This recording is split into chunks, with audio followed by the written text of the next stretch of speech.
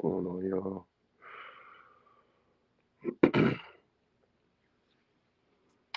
It's early, mm, late, early. It's all the same shit.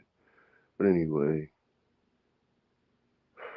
heard some disturbing information that was being given out yesterday. So just wanted to let y'all hear it and let y'all make sense of it. Um, I was gonna do a reaction video, but it's it's not worth it. But I'll just let it play.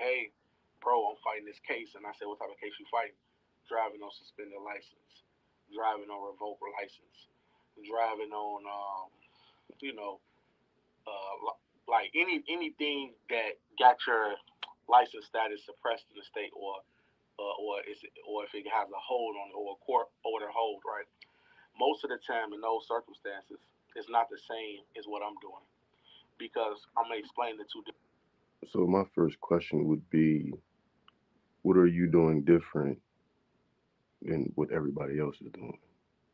Well, I can see that you're doing something different because you continuously get pulled over, right? So for you to say driving, driving, driving, and license, and driving without a license, I mean, it's simple. If you don't have the license, you can't drive. Driving consists with commerce. So you go do that rabbit hole and figure that out for yourself.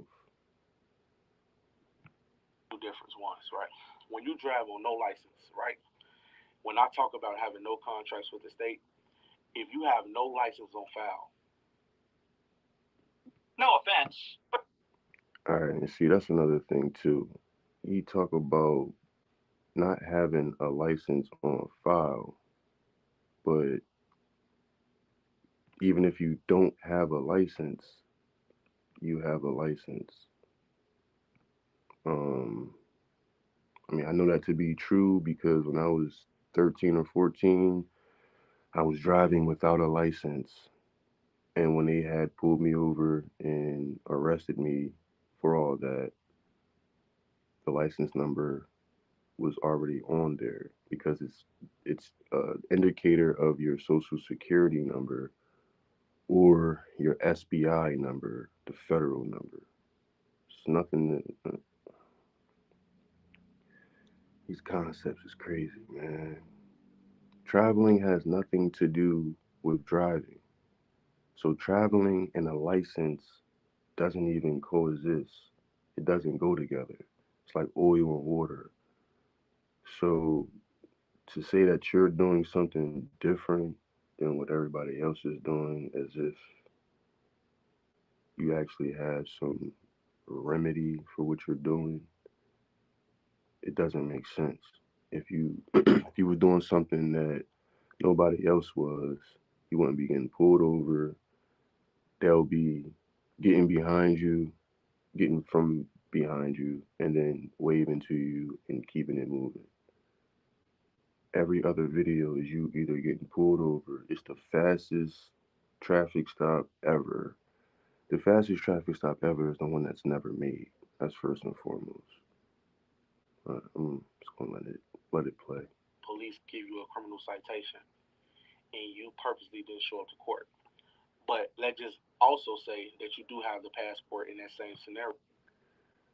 So just a few videos ago, you made the statement saying to get the ticket, don't argue with them on the side of the road. Get the ticket and rip it up. So that's purposely not going to court or planning to not go to court. I don't, I don't get what you're saying. I don't get how you can say one thing in your video telling people how to do a traffic stop, which just blows my mind. But anyway, because it's going to happen whether you're doing it the right way. It's always going to be somebody that's curious. I get that. I'm not saying it like it's never going to happen. It just happened to me, but it happened in such a way that it literally was what two like 30 seconds to a minute. I called the captain, and that was it. But anyway, to keep going. Scenario. And when they ran your let me think about it. When they ran your ID, not your ID, your passport, and none. Anytime you got to think about the information you're trying to give, it's probably because you don't really know it. If I had to sit here and think about what I'm trying to say, it's probably because I'm trying to remember it. Wow. none of your information came up, so they just gave you a citation under that passport. And when the court see that you didn't show up to court, they only take the balance and they send it to collections. Now, for the person who travel on a suspended license, when you get stopped by the police, it wouldn't always just be, oh, well, you driving on a suspended license. It's like I'm gonna let him finish real quick. citation. No, it's usually you driving on a suspended license. We take you to jail. All right, so the reason why I did this video is because he has a passport. I don't. He's speaking from his experience. I want to speak from mine because he's saying if this and if that and usually this and usually that. I can speak from experience and just say this happened and that's it with me specifically, not with everybody. But to say that a person that has a suspended license is going to get locked up, first and foremost, is not a crime. There's no crime. Driving without a license, driving without insurance, without registration, all of that, it's not a crime. So nobody's taking me anywhere. That's first and foremost. I don't consent to none of that. But I don't even get into all the consent and everything because it's not needed.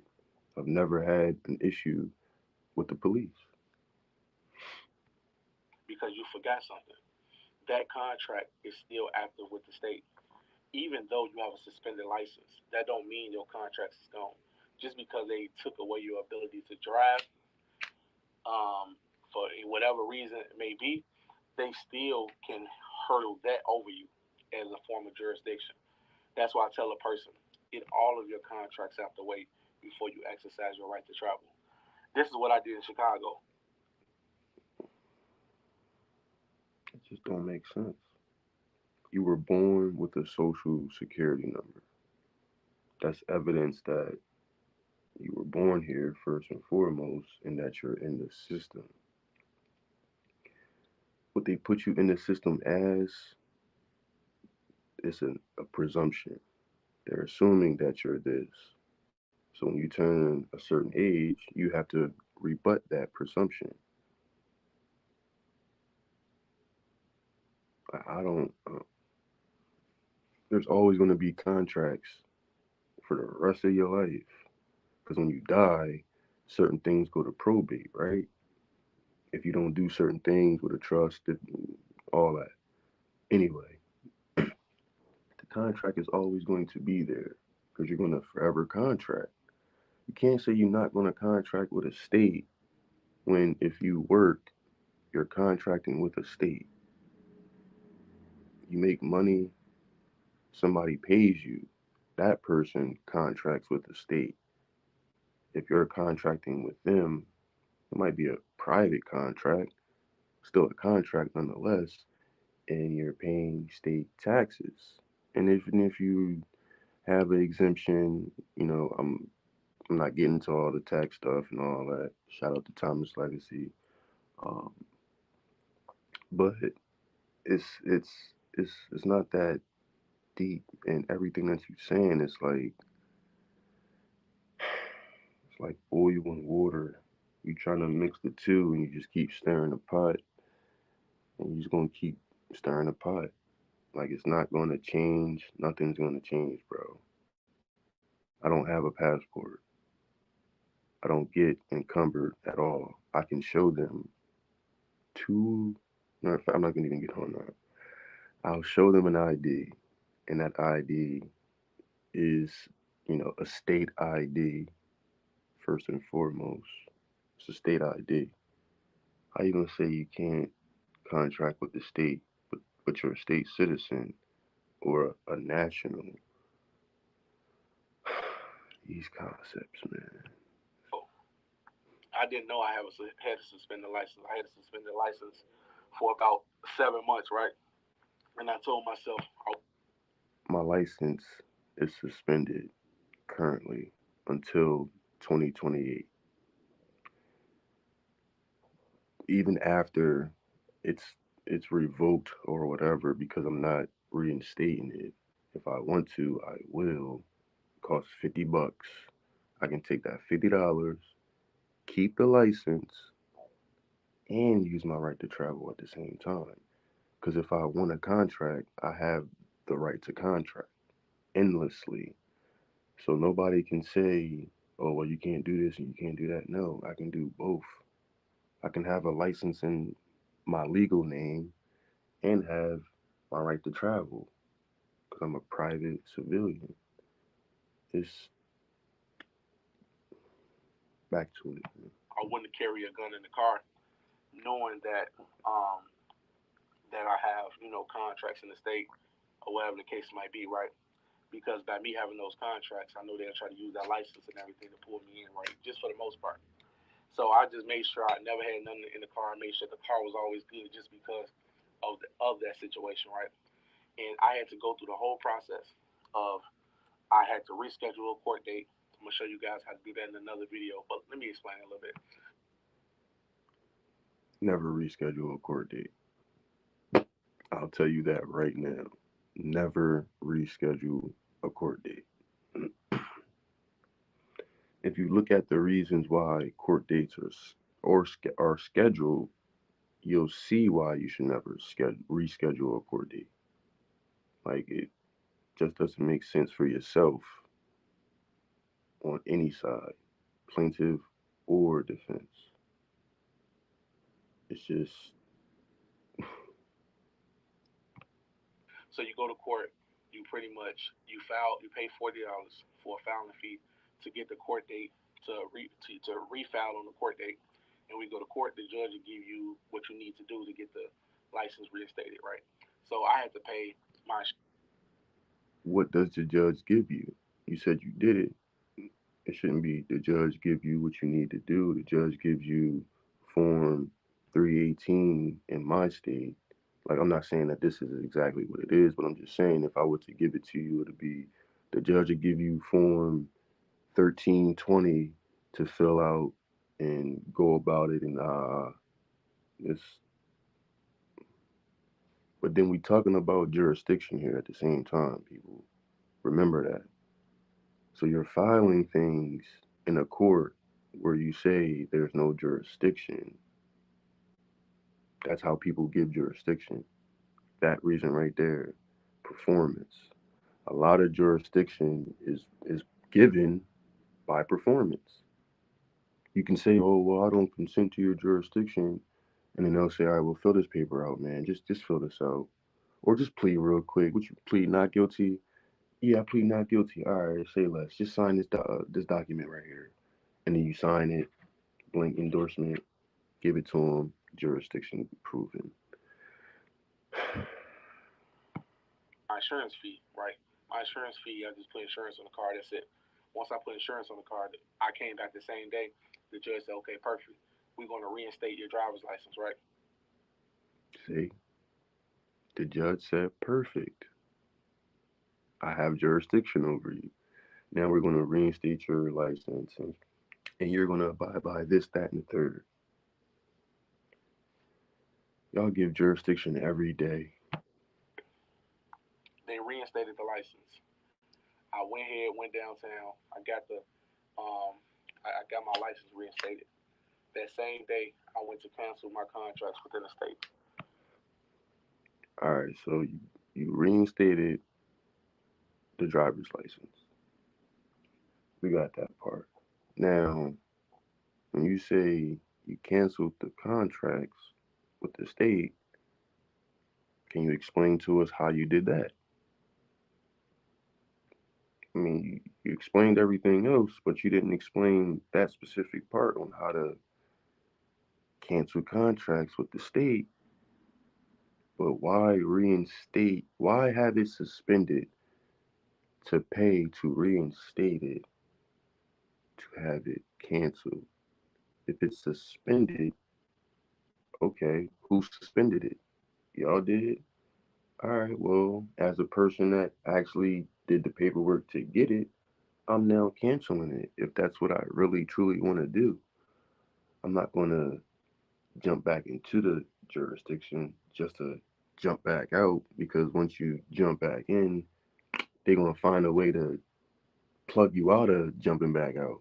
You're not going to have a way to jump back out because you're going to have fees. It's going to be some type of um, what is it, supervision.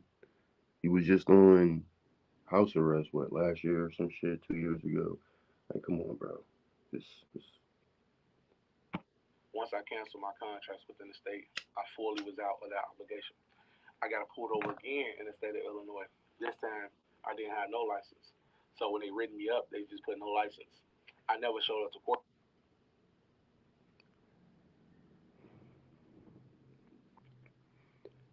if you had a name change done, I can see all of this happening. If the name change is on the record and you had a license in your old name and the new one you don't have one because you never went to go reinstate it or anything, then I get it. But if you didn't get that done and you're just using the same name, because whether let's just go. Court for that, right? Nothing happened. No warrant showed up or anything. So you got a lot of people that travel on revoked license, right? Same thing as suspended because both of them run hand in hand because both of them have holds by the Secretary of State from the court, right? So whether you driving on revoke, you I just think whether you driving under revolt or not, see the only way you can be driving and have the license plate. So if you're driving with a license and you have a state plate with their state sticker for registration, you are in violation. Point blank period. Don't try to say that the cop can't pull you over, none of that. Because if you have their plate, it's their property. And if you register to the state, it's their property. You registered your property to an estate, the state of. That's where they hold it. They hold it at the DMV, and the motherfuckers will come get your shit whenever they feel like it. Point blank, you know what I mean? It's strictly like that. Now, when you have your own private plate or whatever you want to call it, it is what it is, and you're in your own jurisdiction, you're not driving. Just with that alone, you can just place that on there. Now you're not driving. Now you're literally traveling because you have your own personal information on there. And that personal information is subjective to you. Simple as that. Now you have to have a proper procedure. You're not just gonna have a plate on here today, go outside, take your plate off, put a new plate on, and just start going. You want to make sure you got the paperwork as well. That's first and foremost. The paperwork has to be there. So shit is crazy, man. Let's get back to it though. Oh shit. cancel out the driver's license. By them never canceling out, the warrants can still be active. So let's just say if you say, hey, man, skip that court, I'm listening to what Taquan say. You still have that contract within the state. So what the judge usually do when you go to court, I mean, say you miss court, and you miss court, he driving on a revoked license again. Okay, we're gonna issue a. Before I let him go on and rant, even if they wanted to give me a ticket, let's just say they wanted to give me a ticket, I give them my name, I give them my birth date, I'll even give them the address. Nothing comes up in their system as of right now without a passport, without knowing if I'm on any do not detain list or anything like that. Nothing comes up in their system. So they wouldn't be able to do that. Now, if I gave them the legal name and said, here's my driver's license, then I'm walking myself into going to court and all of that. Now, another scenario, I have my license on me and they say, do you have a driver's license? And I say, no, I'm traveling at the moment. They look at my plates, there's nothing they can say. Now, if I have my license and I have the plate on the back because I'm doing Uber, Amazon, Flex, something like that, and I say no, and they find the license and see that it's suspended, yes, again, I walk myself into their jurisdiction. A lot of this is not placed off of, it's not based off of them, it's based off of you. So they can do what they do because they don't really know for real, for real. So let's just say I get pulled over like I did, and the officer asked for license and registration. First thing I asked him was, I didn't ask him none of the extra shit. I didn't worry about his badge number, none of that. Nah, I didn't worry about none of it. I asked him, did he look at the plate? He said, yeah, that's why I pulled you over. I said, okay, but what is your reason? I've never seen it before. Okay. So now I had to dumb myself down. Not dumb myself down, but I had to bring my energy down because now I'm speaking to somebody that doesn't know something. I can't be mad because he doesn't know. So I gave him a little bit of information. That information went from him not knowing to him having an understanding, a better understanding. I called the captain, gave him the phone. He walked off as I'm speaking to his partner, who knows a little bit about a lot. And it was just like, yeah, I see you doing your thing. We checked your name, all that. I ran your name. I didn't see nothing come back. So I didn't see and heard people. I didn't heard people say they'll call the captain or call somebody, and they never do, and they end up going to jail or something. You the first one that I've ever saw actually call the captain and get it done. Because for like a minute or two, I'm sitting there, I'm talking to him, and that was the first thing I said. I said, I'm gonna sit here and I'm gonna call you captain. So I'm still talking, and he was like, "Well, are you gonna call him or not?" I'm like, "Oh yeah, yeah, yeah. My fault. My bad. You right." Call him. Gave him the phone. The officer comes back, and he like, yeah, I spoke with the captain, and he told me everything. So I don't have no issues. I appreciate the way that you came about it, because I did come off with my energy at first. Then I had to, like I said, bring it back. And yeah, it was a good interaction. I wish I would have recorded it. And it's the thing. I even said this in front of both of the officers because it was like 4 or 5 cop cars. At this point, it was like 3 or 4 officers, one on my passenger and then 3 on my driver's side. And I'm talking to the captain. I'm like, yeah, my phone's about to die, so I'm not gonna sit here and try to record it. I'm not recording it because it's not nothing for me to try to prove to anybody. Like I literally do this every single day. Um, and more importantly, and moreover, I rather have a training experience with the officers instead of trying to have a gotcha moment. Like you can't pull me over. I'm not that type dude. Like, I'll work with you to let you know, listen, don't violate these rights of the people because when you do, these are the consequences. Now, I don't want to see nobody fucked up.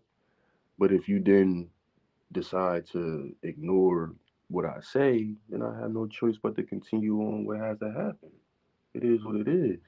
But fortunately for him and for myself, neither one of us had an issue. All three of us spoke. The other officers stood there and just listened.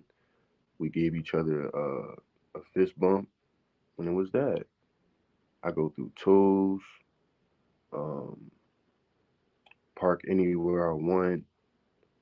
Um, I mean, and that's just like minor stuff. Like those are things that's just like you just get out the car, you go to the store, pay what you gotta pay, get what you gotta get, and leave. I didn't had meter maids get behind the car and just stare at the plate like, hmm? And this is me in a whole other state at a courthouse. And somebody on the street was like, "Yeah, you see that?" I was out Lancaster, PA. He's like, "Yeah, you see that?" Lady just was like, "Yeah," just walked off, went across the street, gave the other person a ticket, came right back across the street. I'm in the car, and she got in front of me, gave the person in front of me a ticket, and just kept moving. They know what it is. Like certain people know. The port authority, which is the toll plaza, they know. So if you already do it, go through the toll, go through the easy pass, see what happens. I know for a fact that it's going to work because I do it daily. I done been to Maryland. I live in Delaware. I done been to Maryland, Jersey, New York. I'm always in Philadelphia. Um, I'll be going to Virginia. Shout out to my man Thomas Legacy again. I'll be going out there to holler at him. In the future, shout out to Otis Who Won podcast. Um, go check his channel out too. Uh, go see him out, where he is. And yeah, I'm building with, what I mean. We building out here, man. It's real information being led, and I'm showing source documents. I'm showing actual proof of the things that I'm saying. It's not just me going off the limb. But let me get back to it. A warrant out on that ID, right? But remember, it's never closed out. So you stuck in traffic. You might have a passport. You get a judge your passport. They come back and say, hey man, you got a warrant. How do I got a warrant? I just gave you a passport. That passport don't have a warrant. We did a separate search on your name, and we found out that you do have an ID. That ID is still open and active. So they see that warrant on that ID. We finna take you in on this warrant. I got a warrant. How do I get a warrant? I don't even have a license. Sir, you still got your contract. Like they ain't gonna tell you got a contract. You got your license still in the state. So you go through that whole little situation. They take you in, they process you, book you, and then you go on YouTube and say, man, it's not this stuff not real. The right to travel not real. It's not that it's not real, family. You No, your concept is just off. The right to travel is real. Like it's plain as day. I don't care about no what the dude say, Scottish. I don't care about no Supreme Court rulings because you got ones that say yeah and then ones that say no. So what you want to find all the ones that say yeah and then compare the ones that say no, and if it's 100 that say yeah and 50 that say no, then yeah supersedes no. I'm not doing all that. I know my fucking rights, and my rights aren't given to me by the Constitution. Those rights are for the U.S. citizens.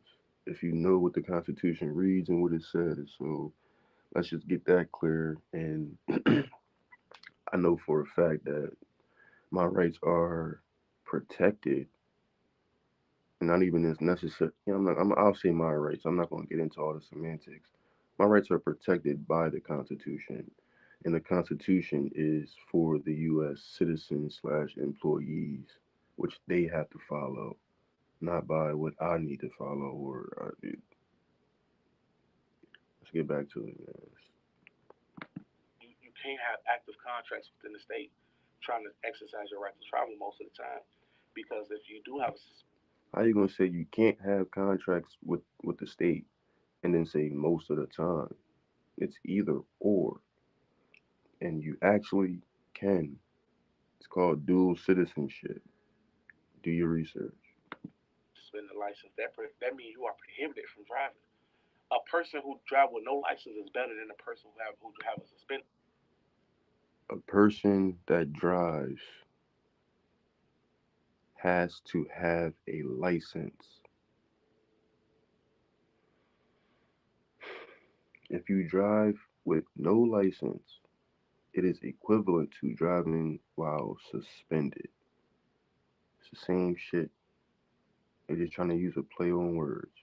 If it's revoked, that means it's no longer there. We took it from you. We revoked that from you. You canceling it out is you saying, I no longer want it. So then, if you have a state plate with registration from the DMV and commercial insurance, you're doing one thing, you're driving. So, yes, driving without a license or while suspended is not a good idea. Traveling without a license is not needed. It's a difference. You can travel all day long in an automobile. I'm not talking about public transportation. I'm not talking about on a bike. In a car, starting a car, putting your plates on there, your banner, your whatever you want to call it, and just going. That's all it is. Don't make it more than what it already is. It's already complete, like complex.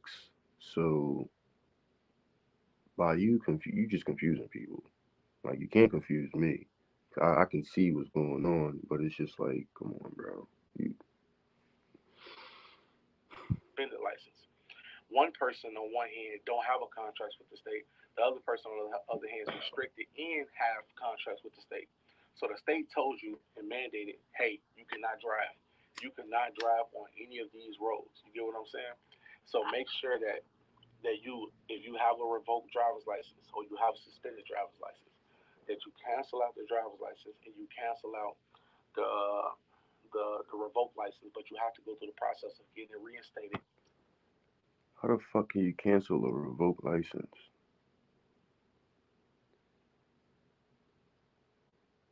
So by that logic, I can I can go get internet service, not pay it to the point where they cut it off and say, all right, we're taking your service from you.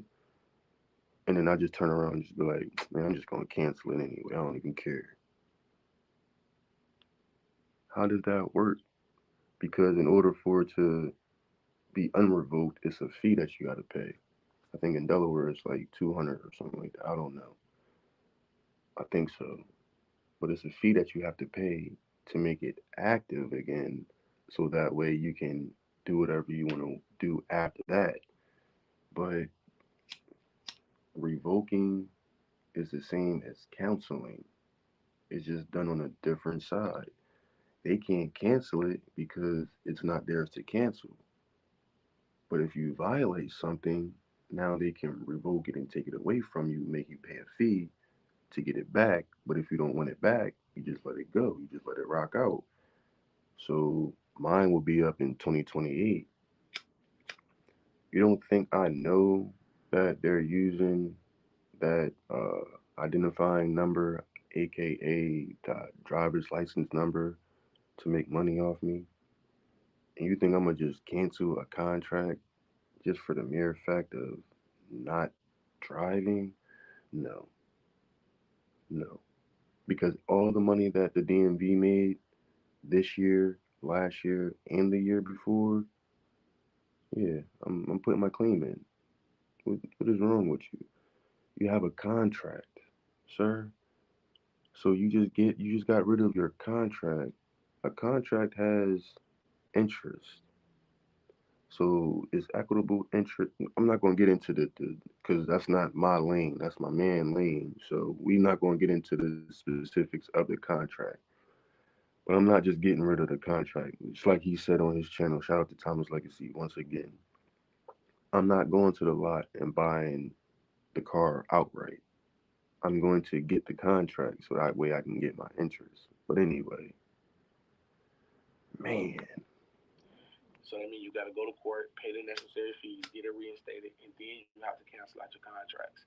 Because if you don't, you're going to find yourself in a lot of situations see, that's what I'm saying. It just don't make no sense. where you're just getting grabbed, hemmed up, and everything like that. When I got pulled over out here in Texas, I got pulled over again in the city of Houston. So when they pulled me over, they looked for warrants and all that. None of that stuff popped up, right? And so the officer the officer was looking like, okay, you seem like a good person. Let you go, and that's it, right? Because if he was to see suspend the license, he'd be forced to take me in or give me a citation. Nah, most of the time take me in for suspending license or revoke. They're gonna take you in. For a suspended license or a revoked license, they're going to take you in. And we talking about a state where Texas is known to be a republic, just like California. Ain't no way I'm letting anybody take me in for anything. I didn't commit no crime. Where is the person that's identifying me? Y'all need to shine a light on me this way so y'all can let the victim out the back of the car and he can identify whether it's me or not. That's cool. Ain't no victim, ain't no crime. Tripping. But if you got no license, they're gonna give you a citation. So they gave me a citation. I mean, no, they ain't gave me a citation, but they would have gave the average person a citation or took them. Bro, they gave you a citation. You are the average person. You're not no different than anybody else. I'm not different than anybody else. This shit is wild. Like, people try to make it seem as if they hold a higher standard than somebody else. You don't. Especially because you don't even know what you're doing. That's my whole thing. Like, I don't even talk arrogant. I don't get on here. I don't show no videos of me. Well, the first one, of course. But other than that, if I do have a video like that, it'll be live, or it'll just be me, riding and just going to where I'm going, doing what I'm doing, and you see the interaction between the officer and the plate, because I don't have to explain anything to anybody. It just happens naturally. Now I want to do the lives, the car vlogging, because I want to see in different states how different officers react. Because I'm not saying it like it's a end all be all. Like I didn't, what I mean, did everything I needed to in order to never be encumbered. I don't know. I don't know what the future holds. You feel what I'm saying? So I'm not saying it like it's going to happen or it's not going to happen. I don't live like that. I just go. I don't worry about it. If they get behind me, my energy don't move and spike up no more like it used to.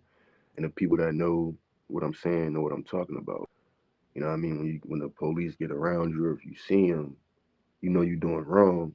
Your energy spike right up. You get stiff, breath get, you know what I mean? You get shorter as a breath. Even with my consort, I when we was traveling to Lancaster or Lancaster, Lancaster, PA, to go to the courthouse to get some paperwork. A cop got behind us on the highway on Route One, and it was like 10 minutes. He was behind me for like 10 minutes, and I'm doing like 75, 60, 65 or something. I'm not trying to speed, but I'm just going. I'm just moving. Nothing happened. He got off on the exit and kept it going. A minute or two later, another police officer from a whole different area in PA got behind me, looking, typing in his computer. You can see him on his target and everything. He slowed down, got from behind me as soon as he heard whatever he heard, and turned around to go the opposite way. So, you know what I mean? I mean, it is what it is, man. Like, when you got foundational information, you move different than people that just speculate or try to, I don't know. I'm not gonna speculate. Let's just get back to it. The men most likely took them in. For me, they was like, "Hey, you free to go." Left it like that. I have no contracts with the state of Texas. I don't plan on having contracts, but you got to be careful. Even when you're in a situation where you have a license and you're driving the car without registration, you still can mess yourself up because you have contracts with the state. So let's just say if you was traveling like I did a long time ago, I forgot about that whole contract thing. I was traveling in the vehicle without registration and insurance, but I have a license in the system. So when the police see that license, they pull me over and they say he got a license, but he ain't driving. It's like my old head Otis said, man. Again, shout out to Otis. Otis Who Won podcast, man. Go check him out. You gotta let the paper work. You have to let the paper work. And that's all I'm gonna say. I'm not here to sit here and show you how to do it, and I can just show you how I move. That's it. That's the most I can do. If you need help with certain things, you can hit me privately. If you in the area and you know what I mean, you in my vicinity in this area, you can definitely hit me privately because we can actually link up face to face and I can show you face to face. The YouTube, I'm not really here for the monetary um, part of it. You know what I'm saying? Like trying to push services or something like that. Um, I just want to get the right information out there. That's what it really come down to. This shit is wild, man. I just can't believe that this is happening. Especially after I've been trying to reach out for over a year. Then you got people, you know what I mean, your admins and shit like that that don't know what they talking about when it comes to this court shit. Like you don't know what you're talking about either when it comes to the court. You say it's hard to travel, or excuse me, you say it's hard to challenge jurisdiction when it's not. You talking about right now? You talking about open contracts and closed contracts with the state when I can prove that it doesn't matter. You have to know who you are in order for things to work the proper way. You have to let the paper work. I didn't get my name changed until 2023. I have paperwork with my name on it that was changed in 2023 on documents in court, on their court documents that they created that has my name and the legal name on it at the same exact time, and I'm counsel for the legal name. That's me challenging jurisdiction the proper way. Now, I haven't seen one video on here on YouTube that speaks about the proper way to challenge jurisdiction. Shout out to Yusuf L because he does give great foundational information. Um, I do believe I'm gonna reach out to him as well, but I do believe if I gave him this information based off of the information that I have, if I gave this to Yusuf L, it'll actually do something. It won't just be, you know what I mean? It won't be a money grab. It'll be an actual him doing his research after I gave him the information and just taking it and bringing it back to me like, look, this is what I put together. And I'll be like, oh shit, because I know his paperwork is extremely better than mine. Because I got a lot of my, critiquing from his words on YouTube. Everything in court, listening to what he's saying. I'm going back, I'm doing my research, and I'm like, oh, okay. Then I found something again that I haven't heard anyone speak to. I can't find it on anywhere. Google, anything. So yeah, it's about to be put out there, man. It's coming. Let's get back to it. It's only a minute left. I just did an hour or 45 minutes so far on an 8 minute video. And drive without registration, you got a court date. I ain't show up to the court date. The judge suspended my license. So that's how that worked. So y'all want to be very careful before y'all do stuff like that. You really want to be on point. You want to understand everything before you want to make sure that all your contracts. You say you want to understand everything, bro. You don't even understand everything. You can't tell somebody else that they need to understand it when you still need to understand it. I was at a point where you was. That's why I'm like, let me help bro out. But I feel like you feel like I don't need nobody to help me. I know what I'm doing. So I ain't here to persuade nobody. But you got a lot of people that's following you, bro, that look for the help and they need the right help. Like they're in dire need. Let's just be honest. A lot of people in these spaces are here for one reason: money. Not the people that's giving the information. I'm talking about the people that's here looking for the information. They're trying to save money first and foremost. They're trying to keep money in their pocket. And secondly, they're not trying to pay bills and do things like that. So they're trying to discharge or this and 1099A this. Go holler at Thomas Legacy. I'm telling y'all, it's all up there in the community, man. It's right there. What property is, what the acquisition is. But anyway, so it's just not making sense. You're saying, yeah, y'all need to get all the information as you don't have all the information. So it's like each one teach one. You know what I mean? It's a lot of people that's going to court and talking this talk. I'm the living man. I'm the breathing man. We all see all the videos. We see all the videos. It's 1,000 videos out there. Just I'm the living man. I'm the breathing man. This, that, and the third. You're doing it wrong. You're doing it wrong. I did it wrong. I did it wrong. I did a lot of things wrong. I'll be the first to tell you. When I first started the rights to travel, my wife bought a car. Well, I helped her. Well, she bought the car. I gave her some money, but she bought her car, and my my car was taken because it had no registration. What, like a couple months or a year? I don't even know. It was like a year before. They took my car for not having registration. Then they took my son's car for the same reason. So she got her car. He got a newer car. But tall story to a midget. She get the car. I put the private plate on, and I'm like, all right, we gonna see if I get pulled over.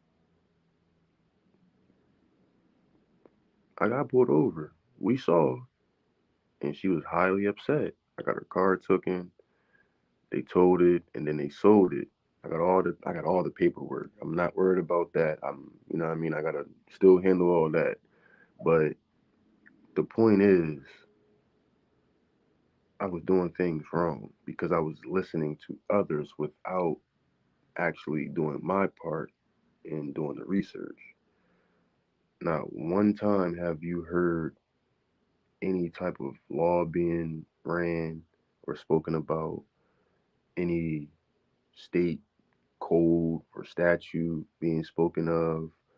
Um, there's no type of law at all in this little 8 minutes, and I know it's only 8 minutes. And even in mine, it's not. It's because I'm not here for that right now. I got other videos that I'm showing you all my paperwork. So if you want to go back and look at those, feel free. Um, but at the same time, when I break down my paperwork, it's in the private on a Zoom and not on YouTube, just willingly giving out all this information. It's not how you're supposed to do it. But anyway, um, let's just get back to it, man. Is canceled. You want to make sure you don't got no obligations with the state, just so when you travel, they can just give you a citation or let you go, so you won't have no issues. But make sure them contracts is canceled. Listen, just so everybody know, you'll always have a contract if you work. If you work, state takes money from your check because you have to use that social or you have to use a WA bin or whatever you use, they'll take money from your check.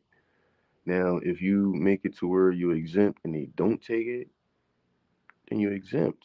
You're just exempt from it. Doesn't mean that you don't have other contracts out there because if you vote, that's a contract. Let me see. There's so many little things, man. If you get public assistance, contract. But none of that matters. None of that matters.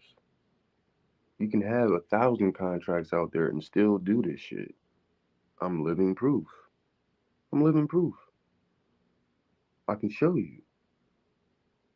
I can show you better than I can tell you. I know that.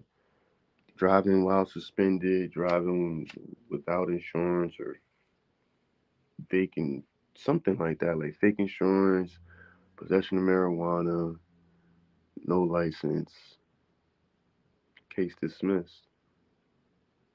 Another one, failure to stop at a stop sign, driving without a license, case dismissed. Um, they tried to trespass me from the courthouse during public hours, resisting arrest, not fingerprinting. Because if I fingerprint, then it's popping up. My fingerprints pop up as what you want it to be in your system, so I'm not fingerprinting at all. And if I do fingerprint, it's a fee behind that I have with the court. So you got to pay me that fee. As soon as they let me, as soon as I seen a video bail judge, I was released. The officer was mad as hell, handling that too. So everything is getting done the proper way in the private, the way it's supposed to. I don't get how all of a sudden it's like, I don't know, man. Let's just If you finish this. driving on revoke, you driving on suspension, stop now. Make sure you reinstate those issues. He keeps saying the same thing. You driving while suspended, driving while revoked. If you're traveling, you're not driving. So you're not in any violation if you're traveling with your own plates, not the state's. Issue state issue documents and cancel them out. Then exercise your right to travel. Don't just go out there and just start traveling and mess yourself up. And then people like us have It's called the right to travel. It's not called cancel your contracts, make sure everything canceled to travel. It's called the right to travel. So no matter if I have contracts or not, I have a right to travel. So I'm going to do that and continuously do it. It's not that hard. had to be reporting on it. Be like, man, because you one of us still.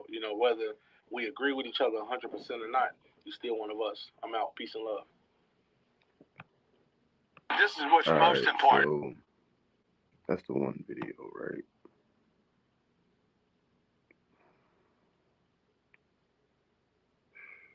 Shit is wild, man. You can't make it up though. You know what I'm saying? You can't make it up. I don't even really want to do that one. Does right travel? Does the right to travel ever work? And this is my shit too. Does the right to travel ever works in court? Does the right to travel ever work in court? Let's see what this is about, man. And I'm just going. Family, how y'all doing? How y'all doing? What's going on? What's going on? Some people ask me, right? They say, hey, have the right to travel ever worked in court before, right? because a lot of people ask me this question, like, okay, I'm fighting the right to travel. You know, I would drive without a license. I was driving without insurance. I was driving without registration. Do I have the right to travel? And I tell a lot of people that let me break down the right to travel. So the right to travel has been approved by the Supreme Court, right? But it never been.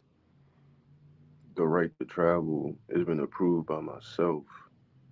Again, I don't care about what the Supreme Court say for real, for real. Certain situations, yeah, I'm not gonna just say it does. It just doesn't mean anything to me. But I know that I'm superior than that court, so it really doesn't phase me. It's just like a confirmation type of thing. Like I know that I have the right to travel. Here's here's proof on how and why. And you just go about it like that. But just because they say it's good doesn't make it good. That's the mindset. That's a whole different mindset. Been specified on the grounds on what you can travel on, right?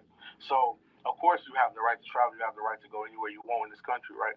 But the problem is they never specified in the Constitution that a person can travel or can't travel on a motor vehicle without a license, right? And so, See what I'm saying? It's the concept, it's the mindset, all of that. Like the way you thinking is the way you're gonna perform. So if you think that the Supreme Court didn't specify where and how you have the right to travel, that's on your interpretation because it literally just says the right to travel, and then it specifies the difference in traveling. So there's nothing to specify. It's just literally the right to travel in my own convenience, in my own private property. Simple as that. since you have that, right? Since you have that situation, um, that's what a lot of people are stuck on. So many people in America keep, traveling and everything like that. They finding themselves going to jail and everything like that, right? But let me explain to you. This is more of a jurisdictional issue other than you just having the right to travel. Because on a legal basis, no, you don't have the right to travel. But when you're dealing with a constitutional, What? He just said on a legal basis you don't have the right to travel. So why are you bringing up Supreme Court rulings if on a legal basis you don't have a right to travel? Like, come on, man. This like textbook research. You just told the people that the Supreme Court said this, but they didn't specify. But then you just turned around a few seconds later and said, because you legally don't have the right to travel. aspect of it, yes, you do. But this the problem. Many state courts and many state laws conflict with the original tradition on how the Constitution was originally ratified, right? And so you have to make it your responsibility as a real American to exercise your constitutional rights by challenging the jurisdiction of the court. Real Americans know they don't have constitutional rights. You just have rights. For God given, the Constitution protects them. And the Constitution is used for the employees of the United States. Of any administrative court in which you that in which trying to bring charges before you, right? So I tell a lot of people, me personally, I know how to go about the process of canceling contracts with the state. So I never show up for any stupid court like that, right? I would never in my life show up to a court date where I'm driving without a license or I'm driving without insurance. That is the most stupidest thing you can do. Especially if you really don't know, that means you just don't understand how warrants is operating and everything like that. Because if you have no contracts with the state, they have nothing to put on your information that hey, he have a warrant for.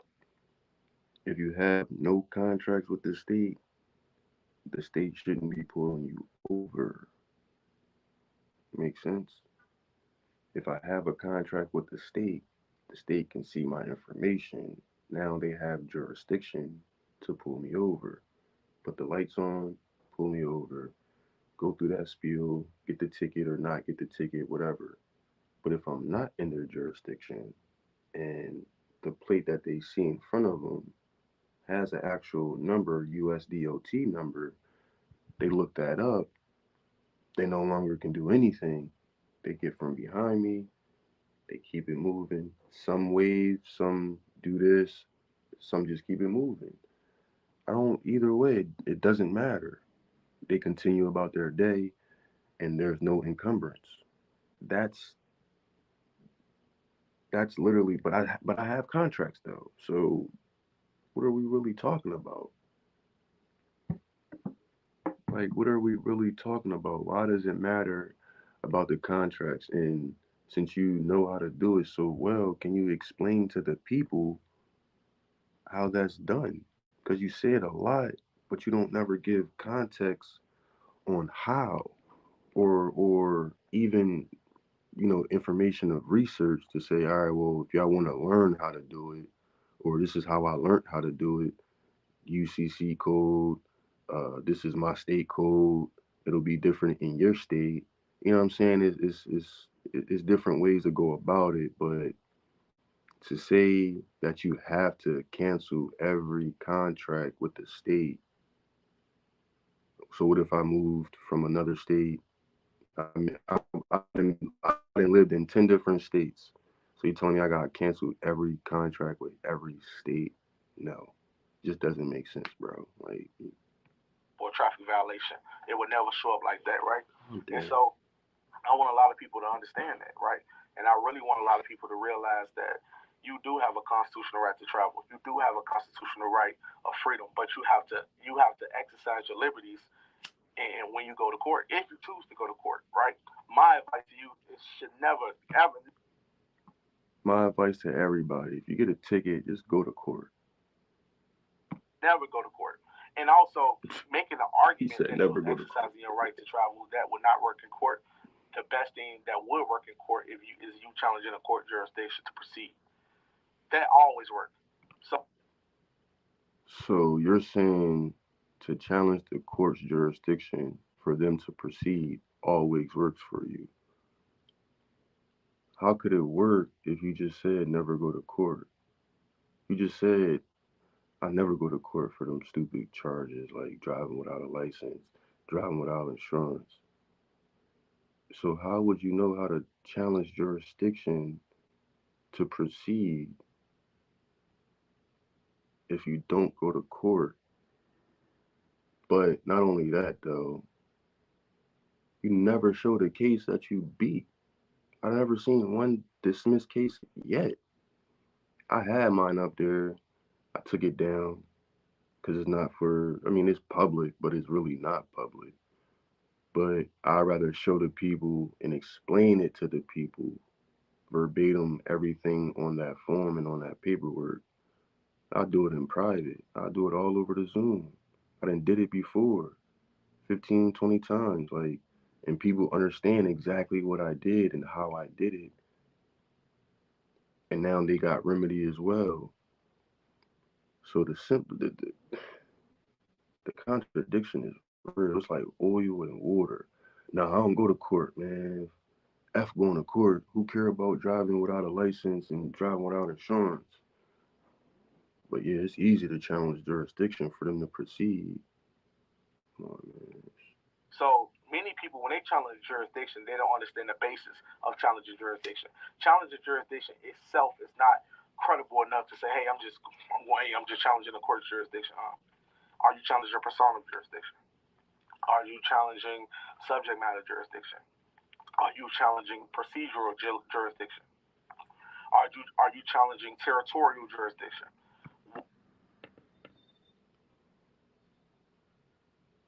Wow. Are you going into court challenging all these jurisdictions? Like, what are you specifically doing? Let's just get back to it. My fault. What element of jurisdiction are you challenging? Because if you just go in a court and say, hey, I challenge this court jurisdiction, that's so much of a broad statement. And so when people ask me these questions, like, hey, have you ever worked in court? It worked in the basis of doing something else opposed from you actually fighting that right. I mean, fighting that constitutional right because it never been sanctioned by the Supreme Court that we got the right to travel on motor vehicles. Since that hasn't been specified, that leaves a lot of Americans lost. When people talk fast like that, it's because they're trying to get some shit to go over your head. You just sat here and quoted the Supreme Court on the right to travel, and then you just then said the Supreme Court didn't verify it, basically. Like, this shit is wild. That's why I said I don't care about what the Supreme Court says. I don't care about that. I focus on what I know. If I know it and I put it in the affidavit, you have to rebut that. If you can't rebut it, then it stands as law. Simple as that. Let's just get back to it, man. It's crazy. Don't know what's going on, and so there's other loopholes and remedies that you guys have to do, right? That mean whether you got to cancel contracts with the state, that mean whether you don't show up to that procedure, that mean when you put yourself in a position and you know how to challenge jurisdiction properly, you do it. Now, you wouldn't have to challenge jurisdiction, even have to go through all of that if you already cancel contracts and you don't show up to court. So that solves the whole issue. And also, when you get pulled up or pulled over on the side of the road, stop arguing with the police. Stop saying, "Oh, you stupid police." You know, like stuff like that would get your car towed, right? Every time I'm in a situation, most of the time, police would never think about towing my car because when they stop me, I'm respectful. Hey, how you doing, sir? So you got license and registration? I ain't got my international driver's license. I don't have registration. I don't have insurance. And they say you don't have insurance. I say no. You got an international driver's license. I'm done. I'm Zeus. I'm done, Zeus. Zeus. I'm done. I'm done, Zeus. This shit is wild. Here go my international driver's license. And ladies and gentlemen, this is why you pay attention to what people say. Because if you have the right to travel, why do you have a international driver's license? You just went from a state jurisdiction to an international jurisdiction. So now you can drive internationally when you go over to China or wherever, right? But if you have the right to travel is everywhere. I don't give a fuck what nobody say because U.S. dot numbers go everywhere, right? If you think about it, if a truck gets shipped from the U.S. to somewhere over there, I mean they probably usually just do shipping containers, but either way, it's still a U.S. dot number being used to transport that stuff because it's hazardous materials. Like, come on, man, it's the FMCSA is international. You can go to Canada with this US dot number. You can go to Mexico with this US dot number. I'm gonna be proving this. Did I make sure I make the phone calls before I'm gonna just go live and ride to the border of Canada or Mexico? Damn right. I ain't stupid. Shit. I done called Border Patrol. Listen, I got US dot numbers. Is that so? Okay, y'all do. Okay, all right, cool. Any inspections or any? All right, no expect. All right, just go through the. All right, cool. So I got the information. Now we'll make sure, I write it up, type everything up, who I spoke with, things of that nature. So then that way, when I do go to the border, I'm gonna give them a courtesy call. Hey, in the next 72 hours, I'm gonna be sliding up there with this passport, not passport, with this U.S. dot number, things like that, and go about it like that. I still don't have a passport, so what I mean. Might have to wait to get that, but I'm still no. I don't listen. I'm just gonna do what I gotta do for me. That's it. If it don't work, it only don't work because specifics, not because I think this and I think that, or oh you shouldn't do. No, everything's by the book. Officer, I don't have it. And respectfully. And so he go back to his car, run his number and everything like that, come back. Hey, sir, sometimes he might say, you free to go. Other times he say, take the citation, you got a court date. Okay, cool. Go to the house, rip up the citation, go to sleep. So you have to See, that's what I'm saying though. You got the citation because you have an international driver's license, which is commercial, which is why they gave you that ticket. If you knew how to challenge jurisdiction, you'll be walking in there as the living man, not having to say none of that bullshit, walking in, getting the dismissal papers, and just walking out. It's as simple as that. It didn't happen 4 times. I'm 4 for 4. I have the paperwork to prove it. The people that come in my Zoom classes, they see it for themselves. Oh, he really do know how to challenge jurisdiction. Oh, he really does know how to do this because I'm showing you actual paperwork. Like I said before, in what my shorts or in my videos, I'm showing the registration.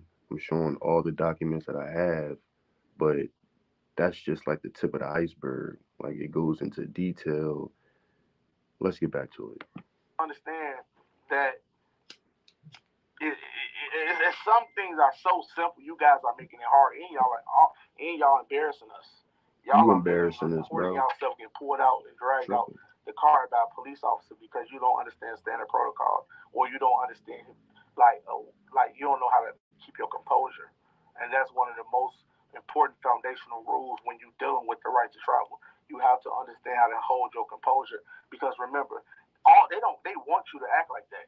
They want you to get rowdy. They want you to go crazy. They want you to go in a car and scream. They want you to and and stuff like that.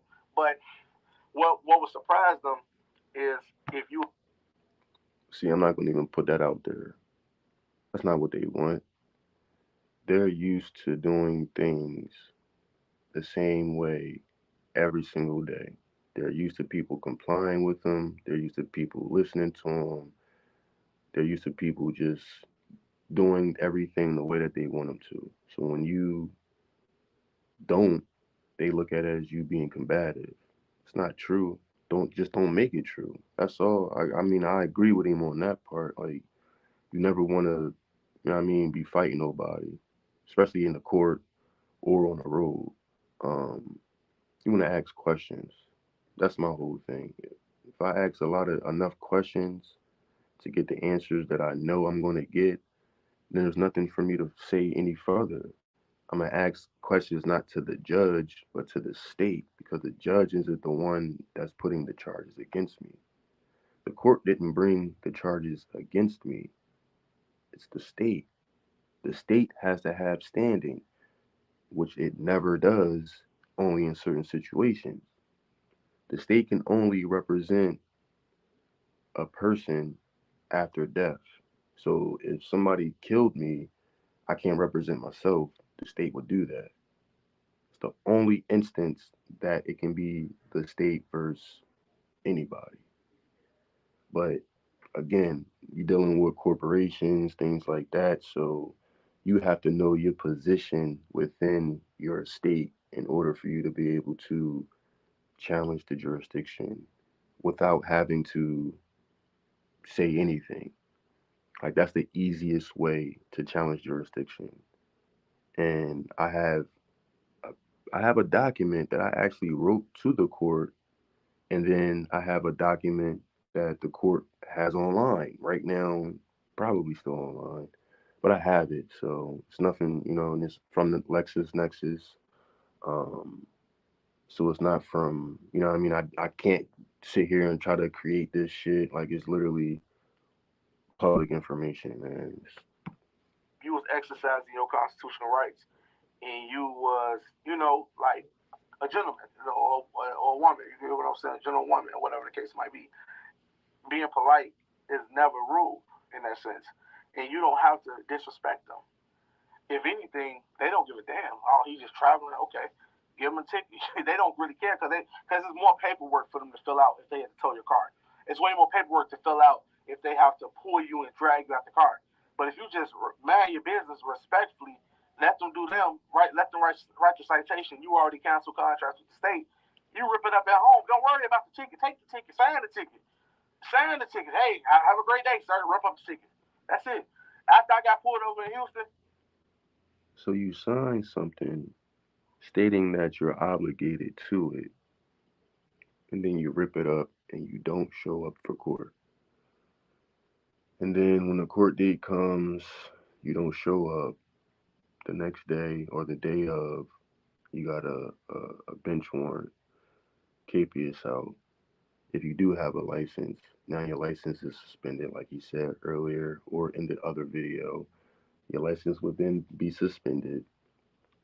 So then you got to come to court still, whether you get caught later on or whether you just turn yourself in, still got to go to court, see a judge, go through that hearing, pay the fees, fines, whatever it is, because now you're going to pay for it because you signed the contract. You didn't perform by showing up.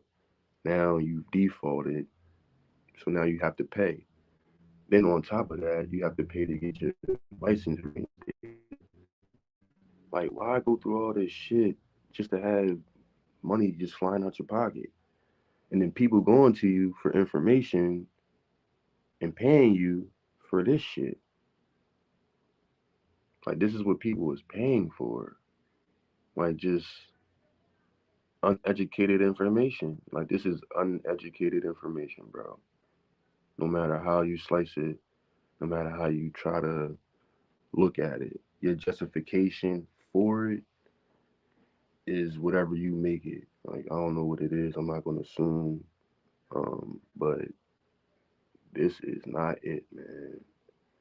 And it's so many other videos. That's what's wild. Like, my whole YouTube can just be based off of doing videos off of your YouTube and getting the views like that.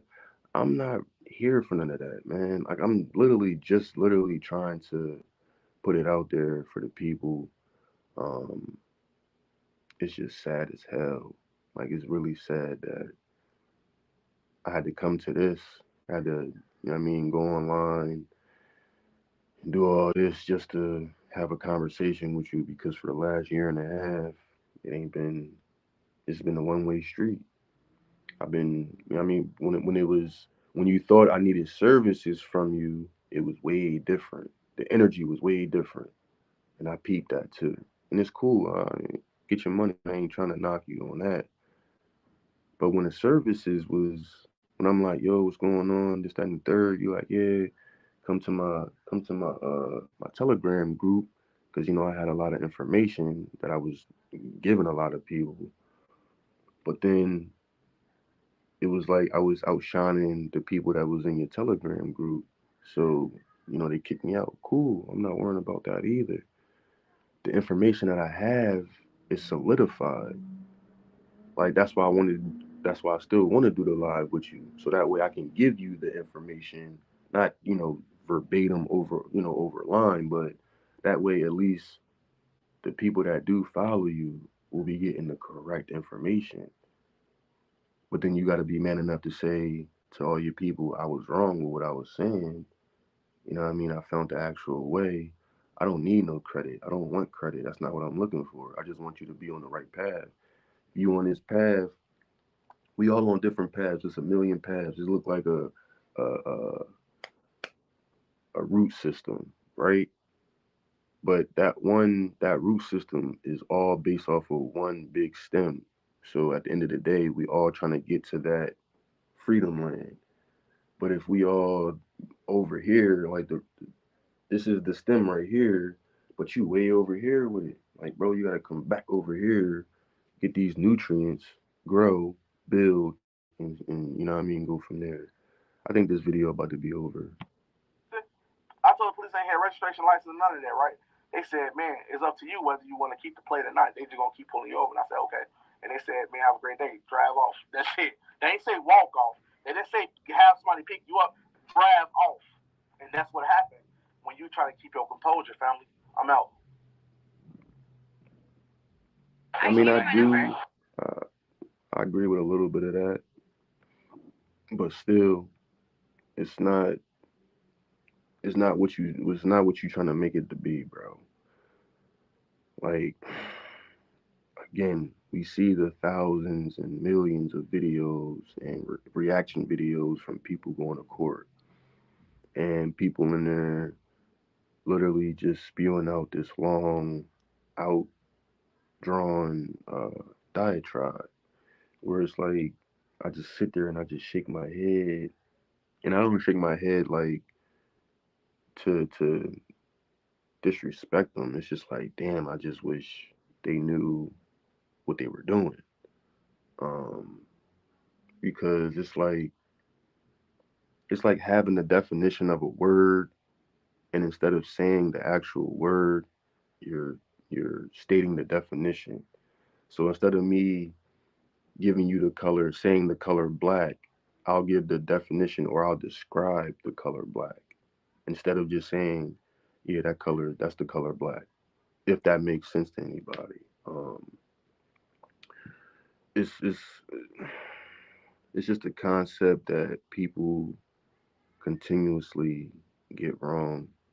Um, Challenging jurisdiction isn't hard at all once you have the actual context and you see for yourself what it says and you're listening to what it actually says.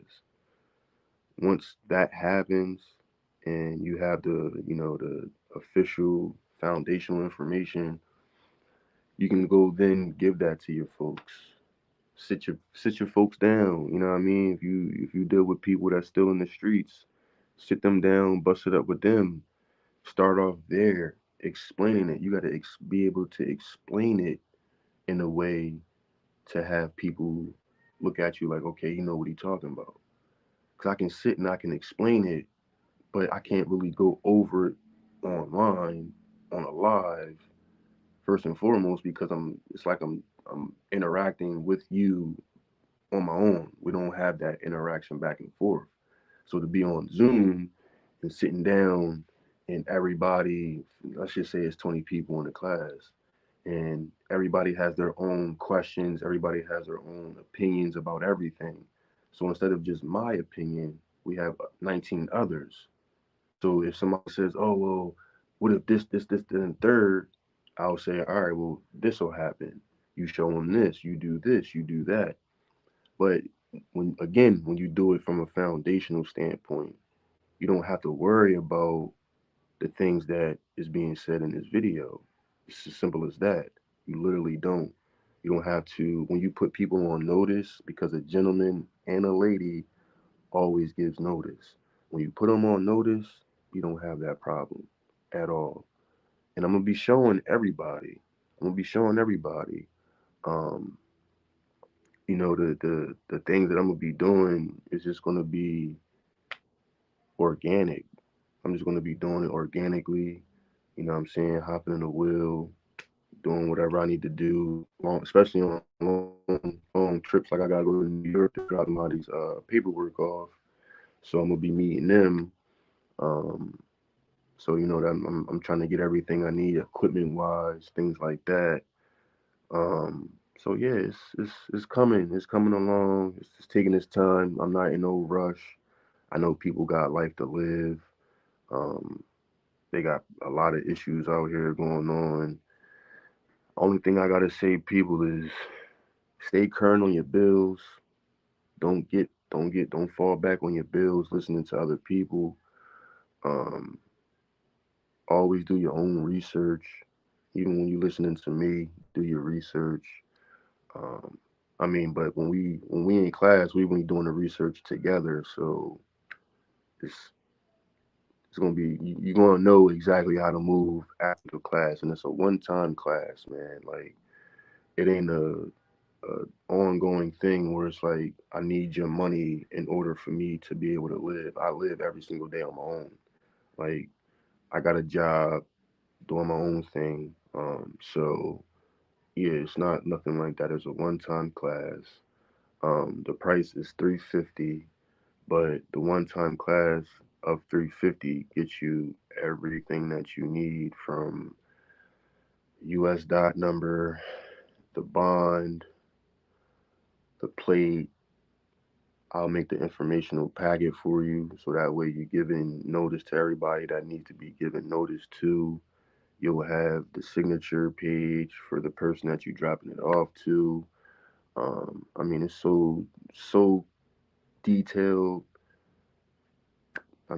People do it all the time. I got somebody in Jersey I just helped out. Um, like I said, somebody in New York that I'm helping out right now, and we just getting it done, man. We just trying to prove the people wrong and show people otherwise. Cause I know it's scary. I know it gets scary. You know what I mean? And it's not it's not something that's just gonna be like an overnight thing to where like you get that confidence of traveling without that state plate. It gets scary because even with the plate on it, if you certain situations, certain people, it's the same thing. You feel me? Because I was in situations where I was legit, no nothing in the car, license, registration, insurance, everything is legit, and I still got pulled over. I don't know. I'm not gonna say I don't know why. I'm not gonna assume why. I don't really like to assume at all, even if I think I know, because it's still me thinking. So at the end of the day, you know what I mean, you get pulled over whether or not you got your own plate or you got the state plate. But moreover, you won't get pulled over with your own shit. If you do get pulled over, it's because the officer literally doesn't know. And I call them officers. They policy enforcers. You're a policy officer. Just like I call them public officials. You are officially public. It's a play on words. Public official just means officially public. So in their eyes, public official means a lot more than that though.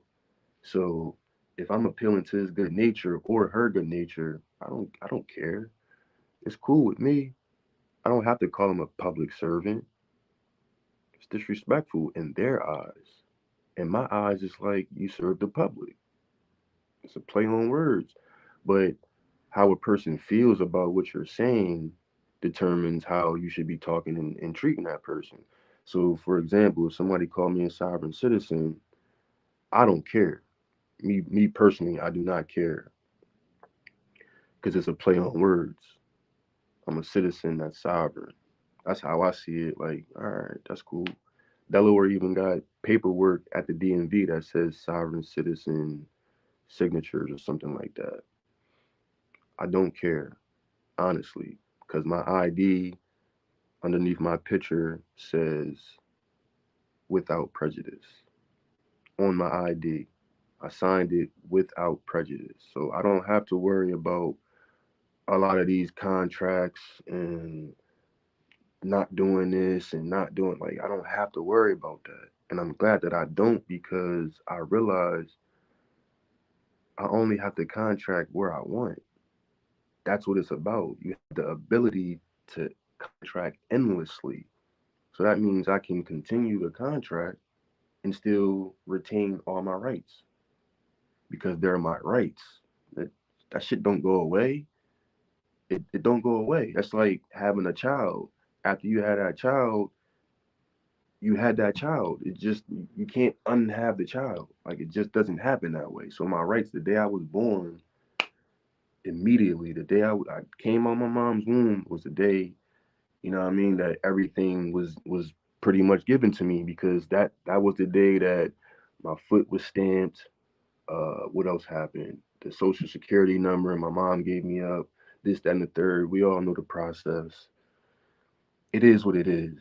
Like you're either going to go with the flow of the system or you're going to try to combat the system. I'm going with the flow of the system. I'm using their system to basically uh make my own system from. You feel what I'm saying? So like if if for example they have their own plate, it says the state of Delaware, it has a number, or it says the state of, and then I think Delaware at the bottom, but then it has the number. Okay, cool. I'm gonna do the same exact thing. My jurisdiction is the Republic for Truth and Peace. That goes at the top, but then I have my name at the bottom, Minister Yusir Kush. So I'm telling you who I am. I'm telling you my jurisdiction, and the number is USDOT. it takes me out of your jurisdiction from the state automatically. I'm automatically on the federal level. The FMCSA is a federal level entity. Point blank. Period. It's nothing more, nothing less. The FMCSA oversees is basically the parent company for every state DOT. So instead of me, so just think about, let's just think about this.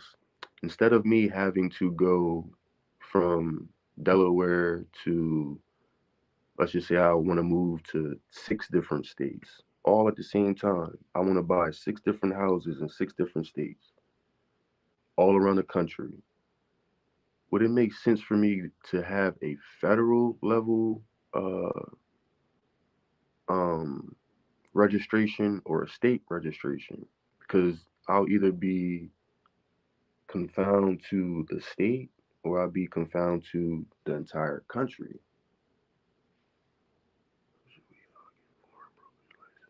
You don't need a bro. You can't get a broker's license if you're not a broker. You need a foreign grantor's trust. That's what you need. You need the 9(8) number. That's first and foremost. And at the same time, because if you know, like I know, my name is a business. It's a business.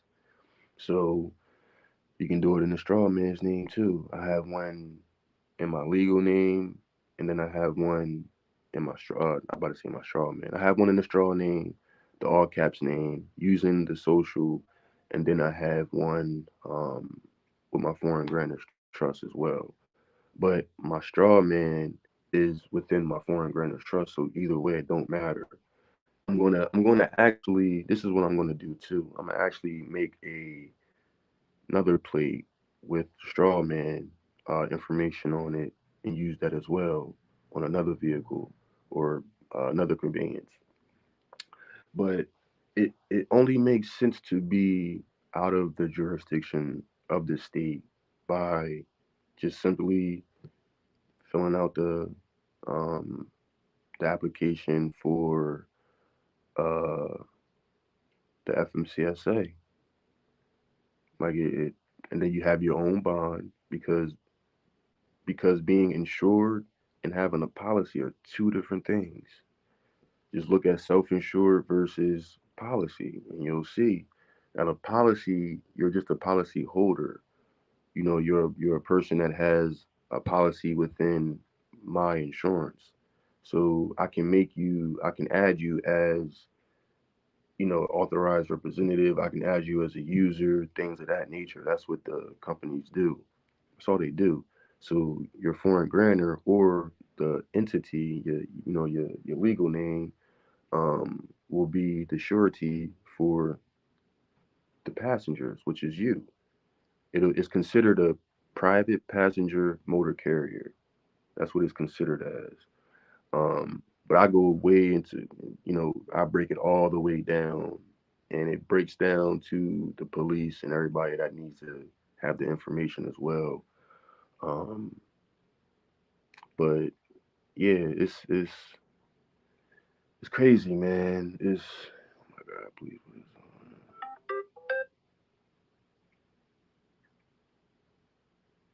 Yes, you definitely can use the bond. You want to use the bond because you want to have. Damn, I got something in my fucking eye. You want to have um some type of uh obligation. Damn, some type of financial obligation out there because um it's people that will just have no license or like no have excuse me, won't have insurance at all. Like they're not self-insured, nor do they have insurance. So just like for my example, a few weeks ago to like a month and a half ago, somebody had parked into the front of my car. They didn't have insurance, no license, no registration, nothing. Telling me that I gotta take care of it. I'm not worried about it because I got my own money. I can handle my own affairs. Um, but the simple fact that they don't have anything, Because with my surety bond, for example, let's just say, all right, let's just say I hit you. Let's just say I hit you. Boom. It's my fault from the rip. In a regular instance, you're gonna go file the report, um, exchange information, all of that, get your insurance. You have to wait either for the insurance or your insurance is going to go up first and foremost. We all know how that go. Even if you're not the person at fault, your insurance going to go up. Um, you have to pretty much rely on me to pay for your damages. If not, it got to come out of your pocket or your insurance or something like that. Or you got to take me to court, which takes years. And in my instance, it's more or less me handling everything through my bank. Now, I'll go into detail about that. I'm not going to do that, right now, but it's handling everything through the bank. Um, so my $5 million bond is backed by the United States. Went to the post office, did what I needed to do, and then everything got canceled out. So you just go back to one of my videos where I'm showing the canceled out bond, and then got the post office cancellation stand. All I have to do is just align it with the treasury, explain to them what happened, show them the proof, source documentation, run it down to them, and within 30, not even 30 days, probably 45 days. I'll even say 90 days at the most. A check will be procured for me and for the person. So if that person got injured, anything, and on my end, I'm more or less like, if it is my fault, if you got a $5,000 car, you know what I mean, like a little beater joint, or if it's something that's just outdated, I'm gonna get you right. We're gonna make sure you get a brand new car. I'm gonna put money in your pocket, and at the same time, your bills, as far as like medical things like that, gonna get taken care of. If there was I forget what they call it, but if it was an increase on your insurance, I'll be paying that until it goes down. Like all of that. Like I'm willing to do all of that because it's my fault. I can't make you pay come out of it for anything if it's my fault. But I'm not like other people. Other people will try to dip out on you, run things like that. But as far as the FMCSA, that paperwork, everything is literally shown to you. It even tell you, like it tells you in the application, limited liability insurance is not applicable for the application that you're filling out. So they're telling you you're not liable and you're not even eligible for commercial insurance at this point if you want to continue. You hit continue. The next page, I believe, is the one where it says this application is $0. It's $0. It's a lot of people that's out there paying, or excuse me, yeah, paying and charging, people that's charging for the US dot number, but the application is free. Like that's wild. Like I'm giving you literally the step by step application process, which is again free. So we can sit there, do that, break all that down, but then you still have to have the insurance bond, you still have to have your registration, you still have to all these other things that go along with it. And then the packet that I have is just going to be, the icing on the cake. So, I mean, with that being said, it's been what, like an hour. I did want to do this other video, but I don't even know if I should, man. Fuck it. Let's rock out, man. This one is, let me see. A lot. Challenging jurisdiction is harder than most people think.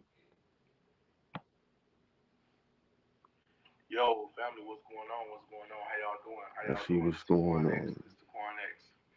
So in this video, we're gonna be talking about jurisdiction, right? And I want to go back. I want to backtrack it a little bit because a lot of non-citizen nationals contact me a lot, right? You know, they always say, He said a lot of financing companies don't let you get the loan unless you have insurance docs, and they'll increase the loan if it's a commercial vehicle. Yeah, see, I don't get into all that. I wouldn't even be able to tell you, bro.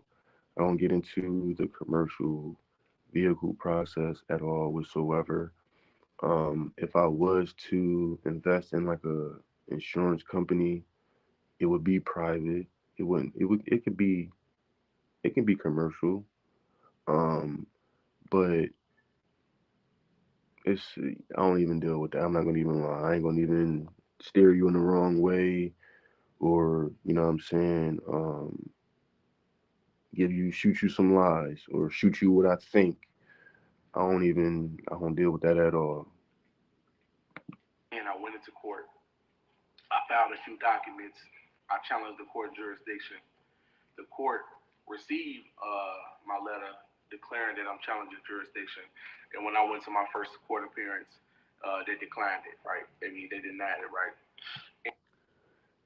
There's no way possible you can have the challenge of jurisdiction declined. There's no way. Whatever you did, you didn't do it right. Well, clearly, because you said you filed paperwork to challenge jurisdiction, so it was declined because you didn't do it the correct way. When it's done the right way, there is no declining of anything. It's just literally not. Literally. And you probably, yeah. And pretty much they say, man, I'm filing this with the court, I'm filing that with the court. And it's like they not really getting, they're not really getting it. Meaning, whatever I'm trying to propose to the court or whatever I'm trying to fill out to the court, Appreciate you for being here, too. So anytime they get any documentation, they just shoot it back. They're like, man, I don't want to see it. You get what I'm saying? They shoot it back. They shoot it back. They shoot it back. Now, I want to explain something to you guys, right? When you get to a position where you really represent yourself, right, and you really assign. Nope. He got it fucked up already. He said, I'm just going to play it back. When you represent yourself and standing on business, you making sure that you want to enforce all legal ramifications. Like you want to pretty much exhaust all standing on business. You making sure to a position where you really represent yourself, right? Right there. Really a sovereign. He said, representing yourself. That's where a lot of people fuck up right there. You never representing yourself. Ever. Not one time have I ever represented myself in court. That's where everybody gets this whole concept wrong. It's like all the way wrong from the beginning. I'm gonna play it over for you one more time. And my fault that I gotta keep going back. Shoot it back. What? Now, I want to explain something to you guys, right? When you get to a position where you really represent yourself, right, and you really a sovereign, you represent yourself, you standing on business, you make. You're not standing on anything representing yourself in court. You can represent yourself to a person outside of court all day because you gotta explain who you are, things like that. But when you're doing it inside of court, you're never representing yourself, ever, ever. So I want y'all to know that, man. And I'm gonna bring up the proof in a minute. Making sure that you want to enforce all legal ramifications, like you want to pretty much exhaust all legal remedies in the court, right? You got to understand one thing: just because you file it in a circuit court, that don't mean you can't appeal it. Because filing one document in the circuit court, meaning the trial court, and they don't accept it, it would be stupid to send another document in that same trial court expecting the same results most of the time, right? You gotta understand, you're dealing with magistrates, you're not dealing with judges. Judges are only district court judges, right? Okay. Just like you got district court magistrates, you also got district court judges, right? And that's the highest in the land, right? So when you're dealing with state court, most of the judges are magistrates, right? So they're not necessarily real judges, right? So the first thing you want to do, right? So if you let's just say if you challenge jurisdiction, you put it on documentation, like it always should be. It should never just be verbal because the judge going to decline it in court. It should always be written down. I say that. That's the one thing that he said so far that's correct. It should be written down. But the other thing that he's not getting is that it doesn't need to be said in court at all. Because, again, when you're doing this type stuff, when I do things, I'm not in court to alert anybody. A citizen is going to stay a citizen until that citizen wants to become a sovereign. That's it. I'm not here to bring people and persuade people. Yeah, come over here. No, I don't care. I don't care about you until you come to me and like, yo, because I don't know about you until then. Simple as that, right? So I'm not going to sit there and tell somebody that they need to do this or they need to do that. If you think you need to do it, go ahead and do it. It's as simple as that. But you don't need to say anything when you're challenging jurisdiction. Literally, you don't have to say anything. And let me see, what did I say when I went into court? Not much, because when I went into court, all four times, all four, I think two traffic or might have been five, three traffic and two criminal. All four, all five, whatever it was, um, were dismissed. Same reasons for two of them, and then the same reasons for the other ones, because they coincide with each other. Criminal coincides with criminal, and the civil part, which is the traffic, coincides with traffic and civil. Man, Let's just say if you file a motion to dismiss, um, the court lacks personam jurisdiction, right? Or you say the court lacks subject matter jurisdiction, and you send it over to the trial court.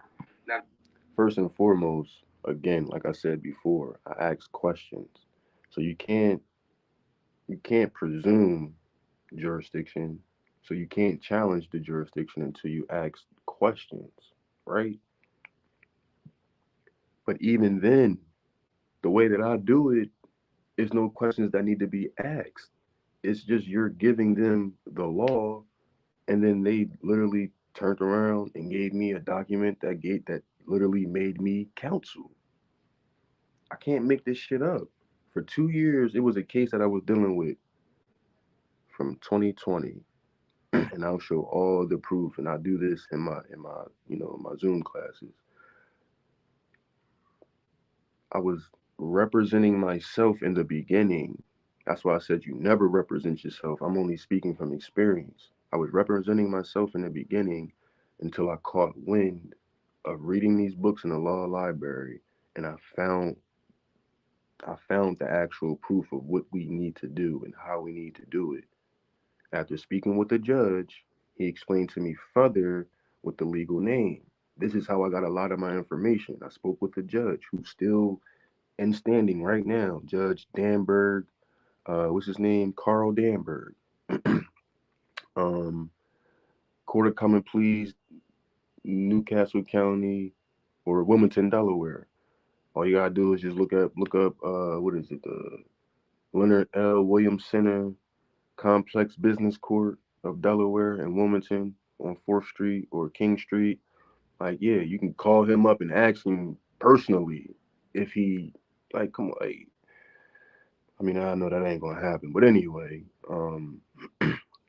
yeah, I found it, and once I put the paperwork in, that's when things changed. That's when their demeanor changed. That's when everything changed, and then I was moving in the right way. now the trial court reviewed it. You had a motion hearing for it. The trial court says that the state charge against the defendant is sufficient, and this court does have jurisdiction, right? Now, most of the time, the court makes an assumption that the court has the jurisdiction just because they think they try, they can. And honestly, y'all, 10 times out of 10, just hear me out real quick. Well, I'll say 9 times out of 10, because ain't nothing ever definite. 9 times out of 10, they have jurisdiction. No, 10 times out of 10, I'm sorry, they have jurisdiction because I don't know about y'all courts, and I don't know if you ever did your research on your courts, but the court where I am has all three jurisdictions: common law, statutory, maritime, admiralty maritime. All three of them. It don't say I think it do say maritime, but it has all three nonetheless. You just have to know which one they're operating in. So it's not challenging jurisdiction. It's asking, hey, what jurisdiction are we operating in right now? Because it's to my understanding that this court operates in these three jurisdictions. Okay, well, we're in the statutory jurisdiction. Okay, well, now you challenge jurisdiction from there. But again, that's just one way to do it. I had to do this for one case for 4 years. So I did the whole speaking about it. It didn't work, like I said. And then I finally got that information that I needed, put the paperwork in, which is just literally one page. It was literally one page. Gave it to him. And when I got what I got back, proved to me that it worked. And I no longer had to say anything. It went from them, doing their everyday thing, routine, facing 22 years, to them saying, okay, we'll give you 6 months probation. So that was my remedy right there. I saw it for what it was. Okay, now I know that they can't do anything because we're in my jurisdiction now. No, sir. What we're gonna do is drop all charges. Still didn't want to drop the charges. It took a long time. I was I had a hearing for civil for the money that they took from me. Return of property hearing, 3,300. Um, Gave them proof back in 2020. But anyway, long story short, I go to the civil hearing. I had a $50,000 bail, a 40, and a 10,000. So it was $50,000 together for the traffic case, and then for the case that I'm talking about right now. Back in April, what is it? May 8th of 2023, they gave me a capias. I had court May 8th. They gave me a capias May 9th.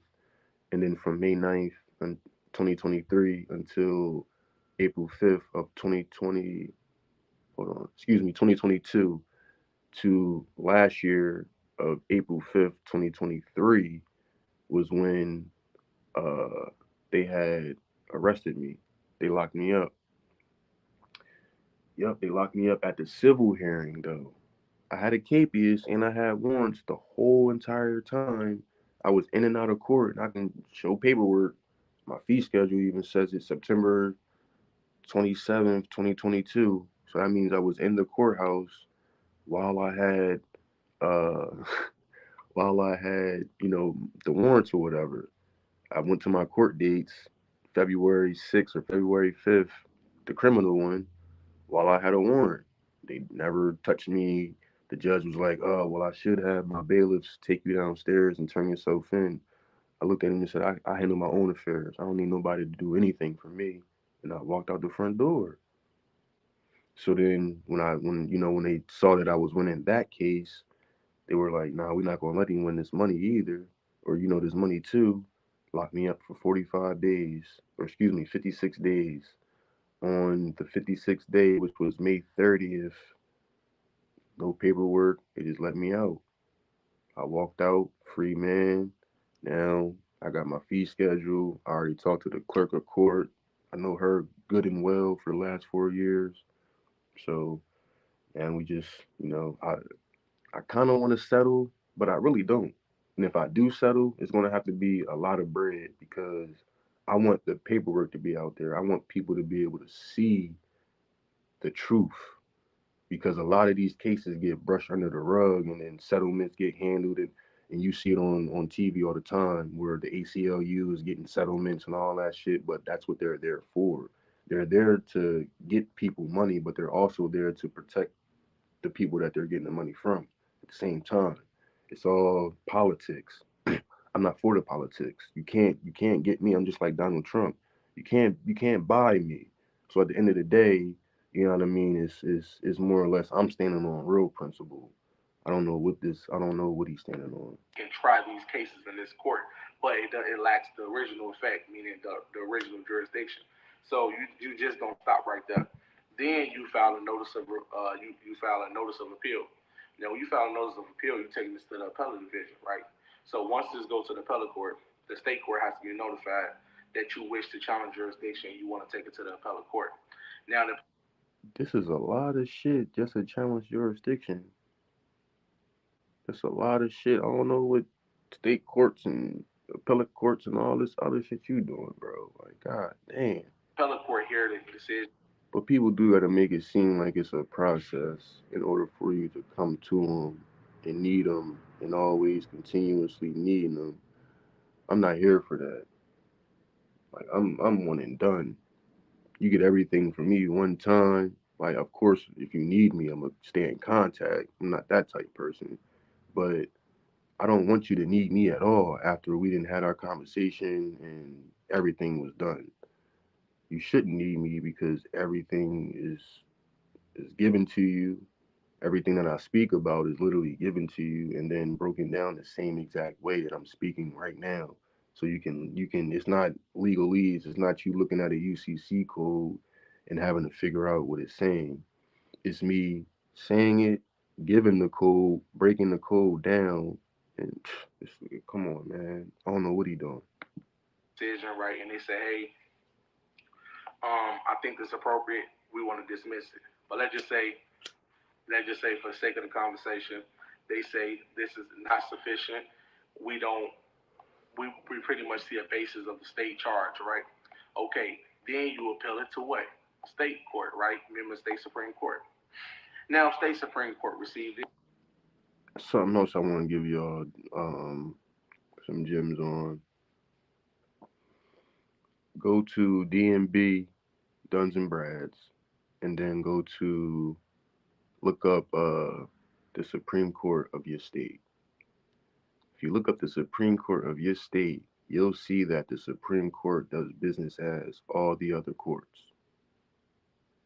Supreme Court of Delaware does business as Court of Common Pleas, Superior Court of Delaware. The Supreme Court of Delaware does business as, hear me out on this, the attorney's offices that you see on the blocks. Attorney at law here, or if it's not private and it's public and they got bars, yeah, it's literally the state, or excuse me, the Supreme Court of Delaware is doing business as all of these different entities. And you have to know that in order to be able to actually prove them wrong. And they look, and you exhaust all legal remedies with them. It doesn't stop right there. Then you file a federal notice of removal. Now, when you file a federal notice of removal, if your court matches any federal rules or regulation or any They got y'all doing so much shit. I see why people is losing out on a lot of money. I see why. Like, you gotta file here. That means you have to pay this fee. You gotta file here. You gotta pay that fee. You gotta file here. You gotta pay that fee. You can't do it in form of paupers. You can't do it in form of paupers. You can't say, "Oh, well, I don't have money." You're sovereign. You're supposed to be able to stand on your own too. So why are you filing all these different places when, again, the Supreme Court of the state does business as all these other courts? It doesn't make sense. Just holler at the Supreme Court of your state, give them notice because they're the ones that's doing business. It's like, so it's basically like this.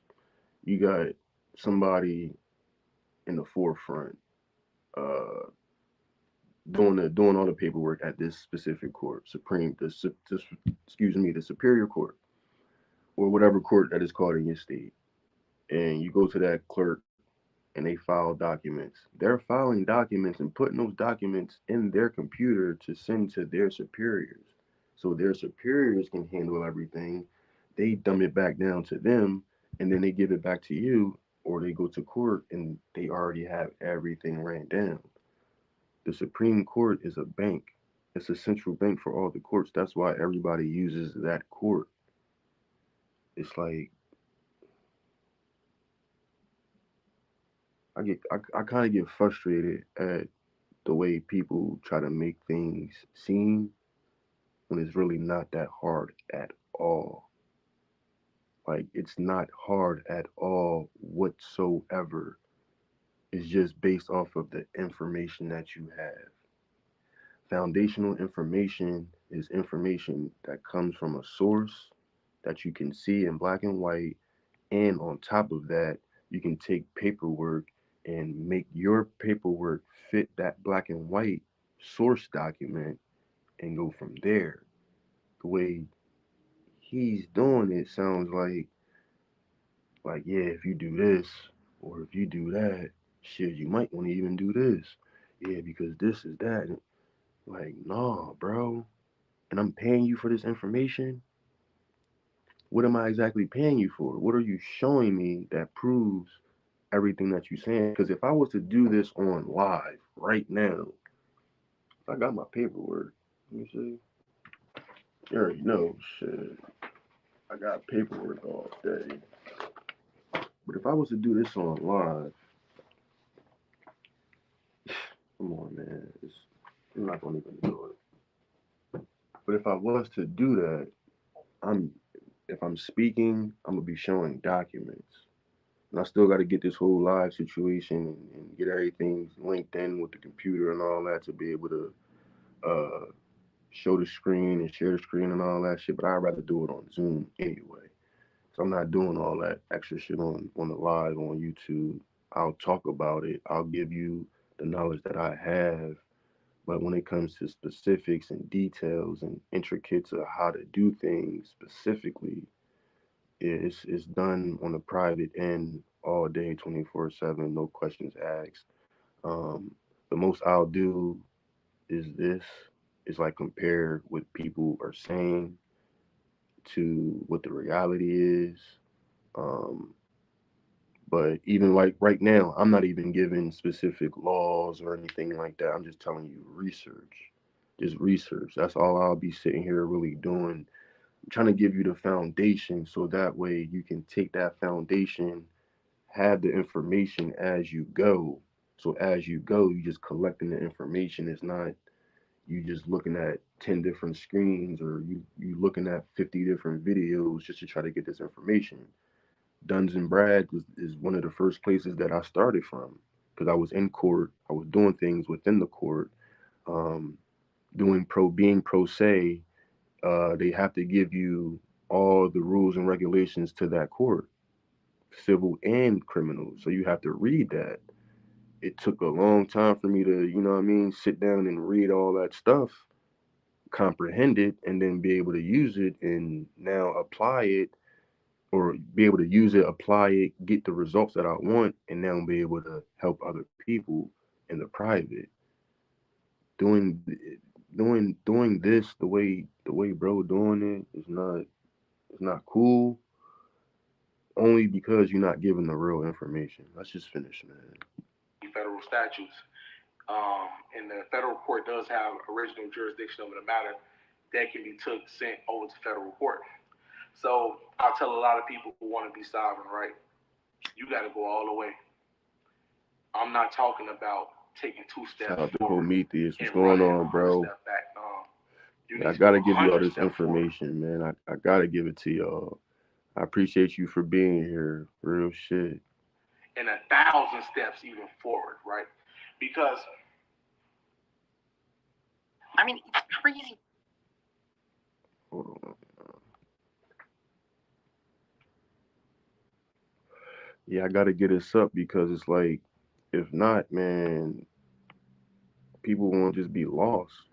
Especially listening to this, I sit here and be frustrated. Like I wanted to do this last night, but I was like, nah, I'd rather do it in the morning. most of these people that goes in court and argue with the judge, these are scripted people. Meaning they get some documentations and they send it into the court, and then they hoping that the judge will side with them and take whatever legal argument that they presented to the court is valid. Oh well, this court lacks jurisdiction, Your Honor, denied. And so you like, oh my God, this judge needs to be barred. No, listen, it's two things that's going on. Either the motion that you filed was not appropriate for the court, meaning you didn't specify the correct arguments. You didn't specify a solid basis of why you challenged your jurisdiction. You didn't include any supported information, such as case law, such as statute, such as the paragraphs that's in the statutes or whatever the case might be. So none of this stuff was specified in your motion to dismiss, right? So when you file a motion and you want to challenge jurisdiction, you got to understand your motion has to be in the plain text. We challenge the jurisdiction we challenge the subject matter jurisdiction, and you specify the state statute which deal with subject matter. You also can support it with adding a federal statute in which deal with subject matter jurisdiction. And so once that is properly sent to the court needs to address it, right? So when most people go to court, they just have a scripted line. This court lacks jurisdiction. Are you a real judge? That's not really challenging jurisdiction. You gotta understand, this is chess, not checkers. So everything has to. I think he's just speaking about people that he see online for the most part. I don't know anybody that um, did that, personally, trying to call a judge out and all that. I speak straight to the state. I'm not even looking at the judge. The judge is just a referee. If I'm on a court playing basketball against a team, I'm not talking to the ref unless the team trying, you feel me, cause a foul. And then I'm looking at the judge like, you hear what's going on, Your Honor? And then the judge is going to tell the state to answer or to do whatever it is that they need to do. If I hear something that I don't like, I'm objecting to it each and every time. If I don't hear it sustained or overruled, I'm gonna continue to object to it until I hear it sustained or overruled. But again, all of that is not necessary. Like it literally is not. Has to be done intellectually. The judge can care less about your emotions. The judge can care less about um, your presumption on what the court should be. Remember, that is an administrative court. That's not an Article 3 court. That's an Article 1 court. That's not a constitutional court. That is an administrative court. And if you also want to be honest, most federal courts, really all federal courts, are administrative court. Partially administrative because you do have. The sovereign is the court. You hold court wherever you are. Right now, we're in court. You're the defendant. Your words are being used against you right now in this court. What do you mean? So if I come into that court, the court automatically turns into a court of common law. I'm the Article 3 court. That's in law. The sovereign is what's not given to the state is given to the people. So what the state can't do, the people can. That's why we have the right to impunity when it comes to certain laws or certain statutes and codes that they make that go against the Constitution that protects the rights. It doesn't give anything. It just protects the rights. And on top of that, it's like a instructional document for the employees to have in order to know how to, you know, move around when it comes to us. Like when I say us, I'm talking about the sovereign people, the ones that created it for them to be able to do commerce. Like we put people in place for them to be able to do that. It's just as simple as that. Like I'm not saying I did, but back when the founding fathers and all of that, they founded the United States of America Corporation. They didn't found the United States Republic. Like Like, let's just make sense of this shit. Like, come on, man. Yeah. The Article 3 aspect of it as well. So I would say it both conflicts, but I already say it's an Article 1 court as well, which would be an administrative court. And you have to find all legal ramifications in showing and finding many loopholes in the system to show that this court lacks jurisdiction. If not, you're going to be just like everybody else, lost. So my advice to a lot of people who want to challenge jurisdiction, you better take it to the extreme. You better take it as far as you can, and you better not give up. To take it to the extreme. Please don't. Please do not take it to the extreme. Stay calm. Stay collected. Don't allow them to pressure you into talking fast. All of that. Like, don't let them do it, man, because it's not gonna work for nobody. Somebody always calling me, man. Fuck is this? Nah, I ain't answering. Leave a message or something. But yeah. So don't be hostile. Do not take it as far as you can. Don't, like, just stay calm. Like I said, man, everything will work out. You don't have to be uh combative at all whatsoever. Never be combative ever. You better not stop. You better not just deal within just the trial court and you done. We need to go to the appeals. We need to go to the Court of Appeals. They deny that we going to the Supreme Court. They deny that we going to federal court. They deny that we going to the Federal Court of Appeals. They deny that we going to the United States Supreme Court. They deny that we going to the United Nations. Get that serious, family. It get that serious. But how far are you going to take it? You got to understand how far are you going to take it? Because remember, the prosecution is going to take it far. The police is going to take it far. The judge is going to take it far. The district of attorney is going to take it far.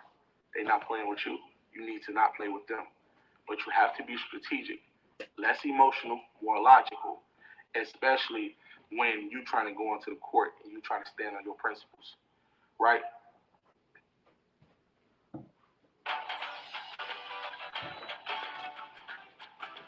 Let me get this real quick.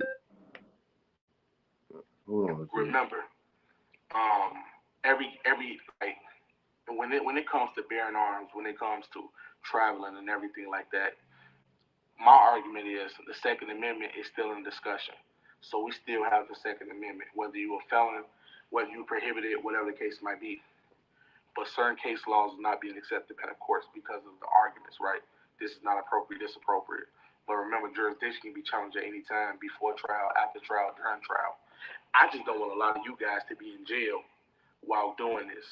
So make sure Oh, it's my that little if you sister. is served with a felony indictment, that you show up to court so you can properly go at your case the right way. And if you really, really, truly don't know how to go about case law and everything like that, tap in with me. Say, Taquan, send me some motions, bro. I ain't gonna say don't tap in with him. I ain't going, you feel me? But my thing is, fuck the emotions. Yo, that's wild. He said, peace, brother, much respect. I'm here just learning, trying to understand. People getting confusion without proof. The first thing I would say is, the first thing that you got to look at is the court procedures. You got to go down to your court and get their procedures, or just go online and look at the procedures and read that, John. Just read it, understand it, and see where it states. Because, and like I said, when I look at my laws in my state, it's three different jurisdictions that they're in, not all at the same time though. It's, you know what I mean, one at a time. So if they think they're in the statutory jurisdiction and I don't rebut it, then that's where we in. If I ask a question like, hey, what jurisdiction are we under these three jurisdictions that you say is, whatever the subsection is within that code, they'll say, all right, well, we're in a statutory jurisdiction. Okay, well, that needs to be changed to a common law jurisdiction for these specific reasons based off of these laws. I want to challenge that jurisdiction to have it be into my jurisdiction. Simple as that. But it's really starting off with that, the foundation of the court and how they play. Um, the canon laws. It's a lot of canon laws that you got to look at and understand. That's where I got a lot of my information from. Was from a lot of the canon laws. Fuck my leg away. But that's where I would say start at. I would start there, um, and then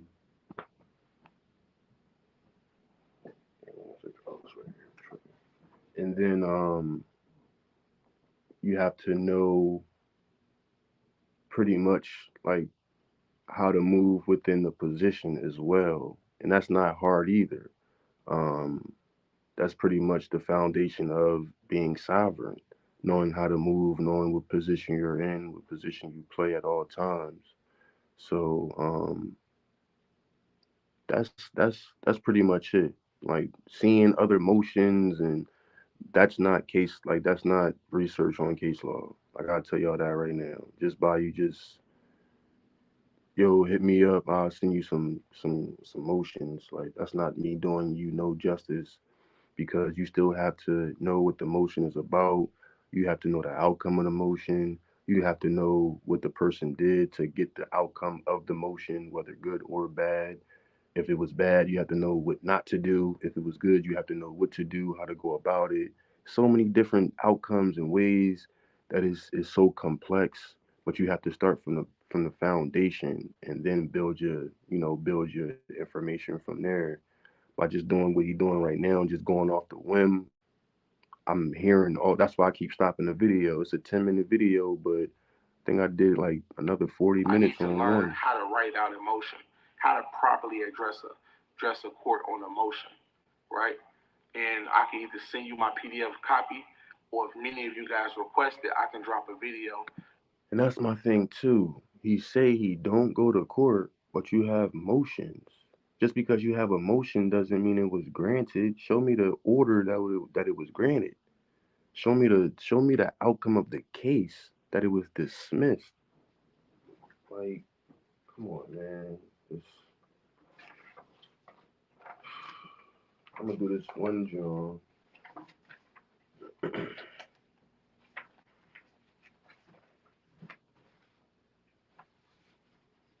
All right, let me see. This is. I don't know if y'all can see. I'm gonna post it though. I'm gonna post it in my community tab. Matter of fact, I'm just gonna read it off. State of Delaware versus Terrell G. Dixon. Let me see. Charge one: resisting arrest in violation of Delaware Code, whatever. Police complaint for failure to comply with taking of photos and fingerprints. Disorderly conduct, noise offense, utterance, gesture, display, abusive language. And then four, criminal trespass, third degree, in violation. All four charges right here. Case number 23-10-008087. All right, cool. This is the notice to appear. You see it say, see what it say right there, right? All right, so it's a notice to appear, court of common pleas. No cell phones allowed in the courthouse. I'm going to, cause I'm on my iPhone right now, but I'm gonna upload my audio. I'm gonna upload the audio of when I had my cell phone in the court and I was speaking to the judge. Um, on this specific day, cause I signed all this on that specific day. January 2nd, 2024, jury trial, 8:35, Court of Common Pleas, location 500 North King Street, Wilmington, Delaware, fifth floor, case number. Y'all see what I signed as, right? Yusir Kush L, beneficiary, attorney in fact. And then down here, signature, Yusir Kush L, beneficiary, right?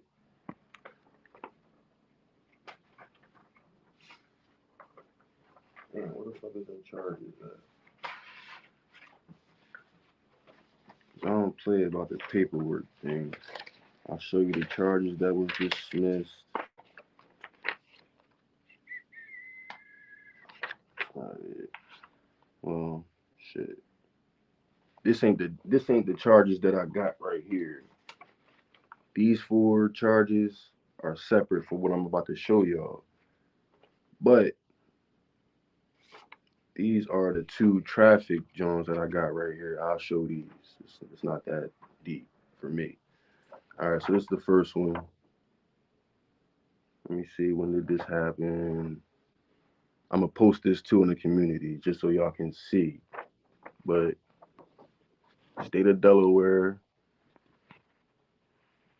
same name,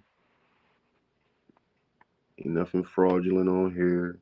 And this is a certified copy. Certified.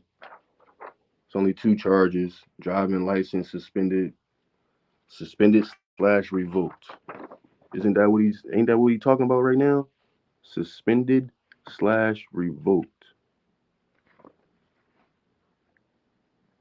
No pros no prosecute or no pros as to all the charges. Oh, it's only two of them. Reason 83. See it at the bottom. Reason number 83. And again, I'm gonna post this so y'all can see it. But it was dropped by the state. And then this one is the same thing. Four charges. Y'all see it. See the charges, see the name, date, all that information. Reason 83. Certified. It's all proof. And this was as of 2/27/2024. These charges was what? 4/14/23, and then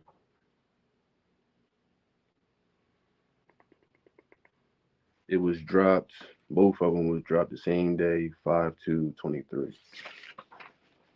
So in May 2nd, this is when I was incarcerated. By the way, for 56 days. It's 56 days that I was locked up.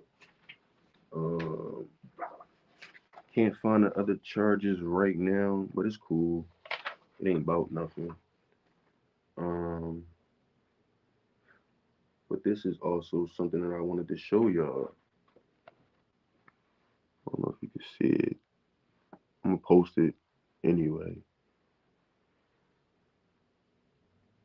I'm gonna post this John just to let y'all see it exactly what it says. I don't know if you can see that or not. Where is it? Right here, counsel. See where it says my name, impropria persona, sui juris.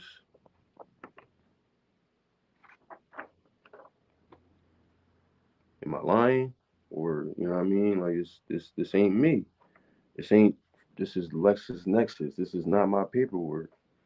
So this was back in 2022, like I was saying, State versus Terrell Dixon, Usir Kush L. Sue Juris Impropria Persona, Wilmington, Delaware, July 22nd, 2022. This still might even be on YouTube, on not YouTube, on Google. Still might be up on Google. But yeah, got the right to travel stuff right here. Got our letters right here about that. Not even worrying about that. That right there. Uh, Canceled the contract for jury duty. Ain't gonna worry about that ever again. Just like little stuff, man. It's little stuff, man. But I'm gonna let y'all go. I gotta go walk my young boy. He waiting for me to walk him. So this was a good first live. got to react to a couple of videos. Still a lot out there, but it is what it is, man. I appreciate you for being here. You know what I mean? Like, share, subscribe if you can.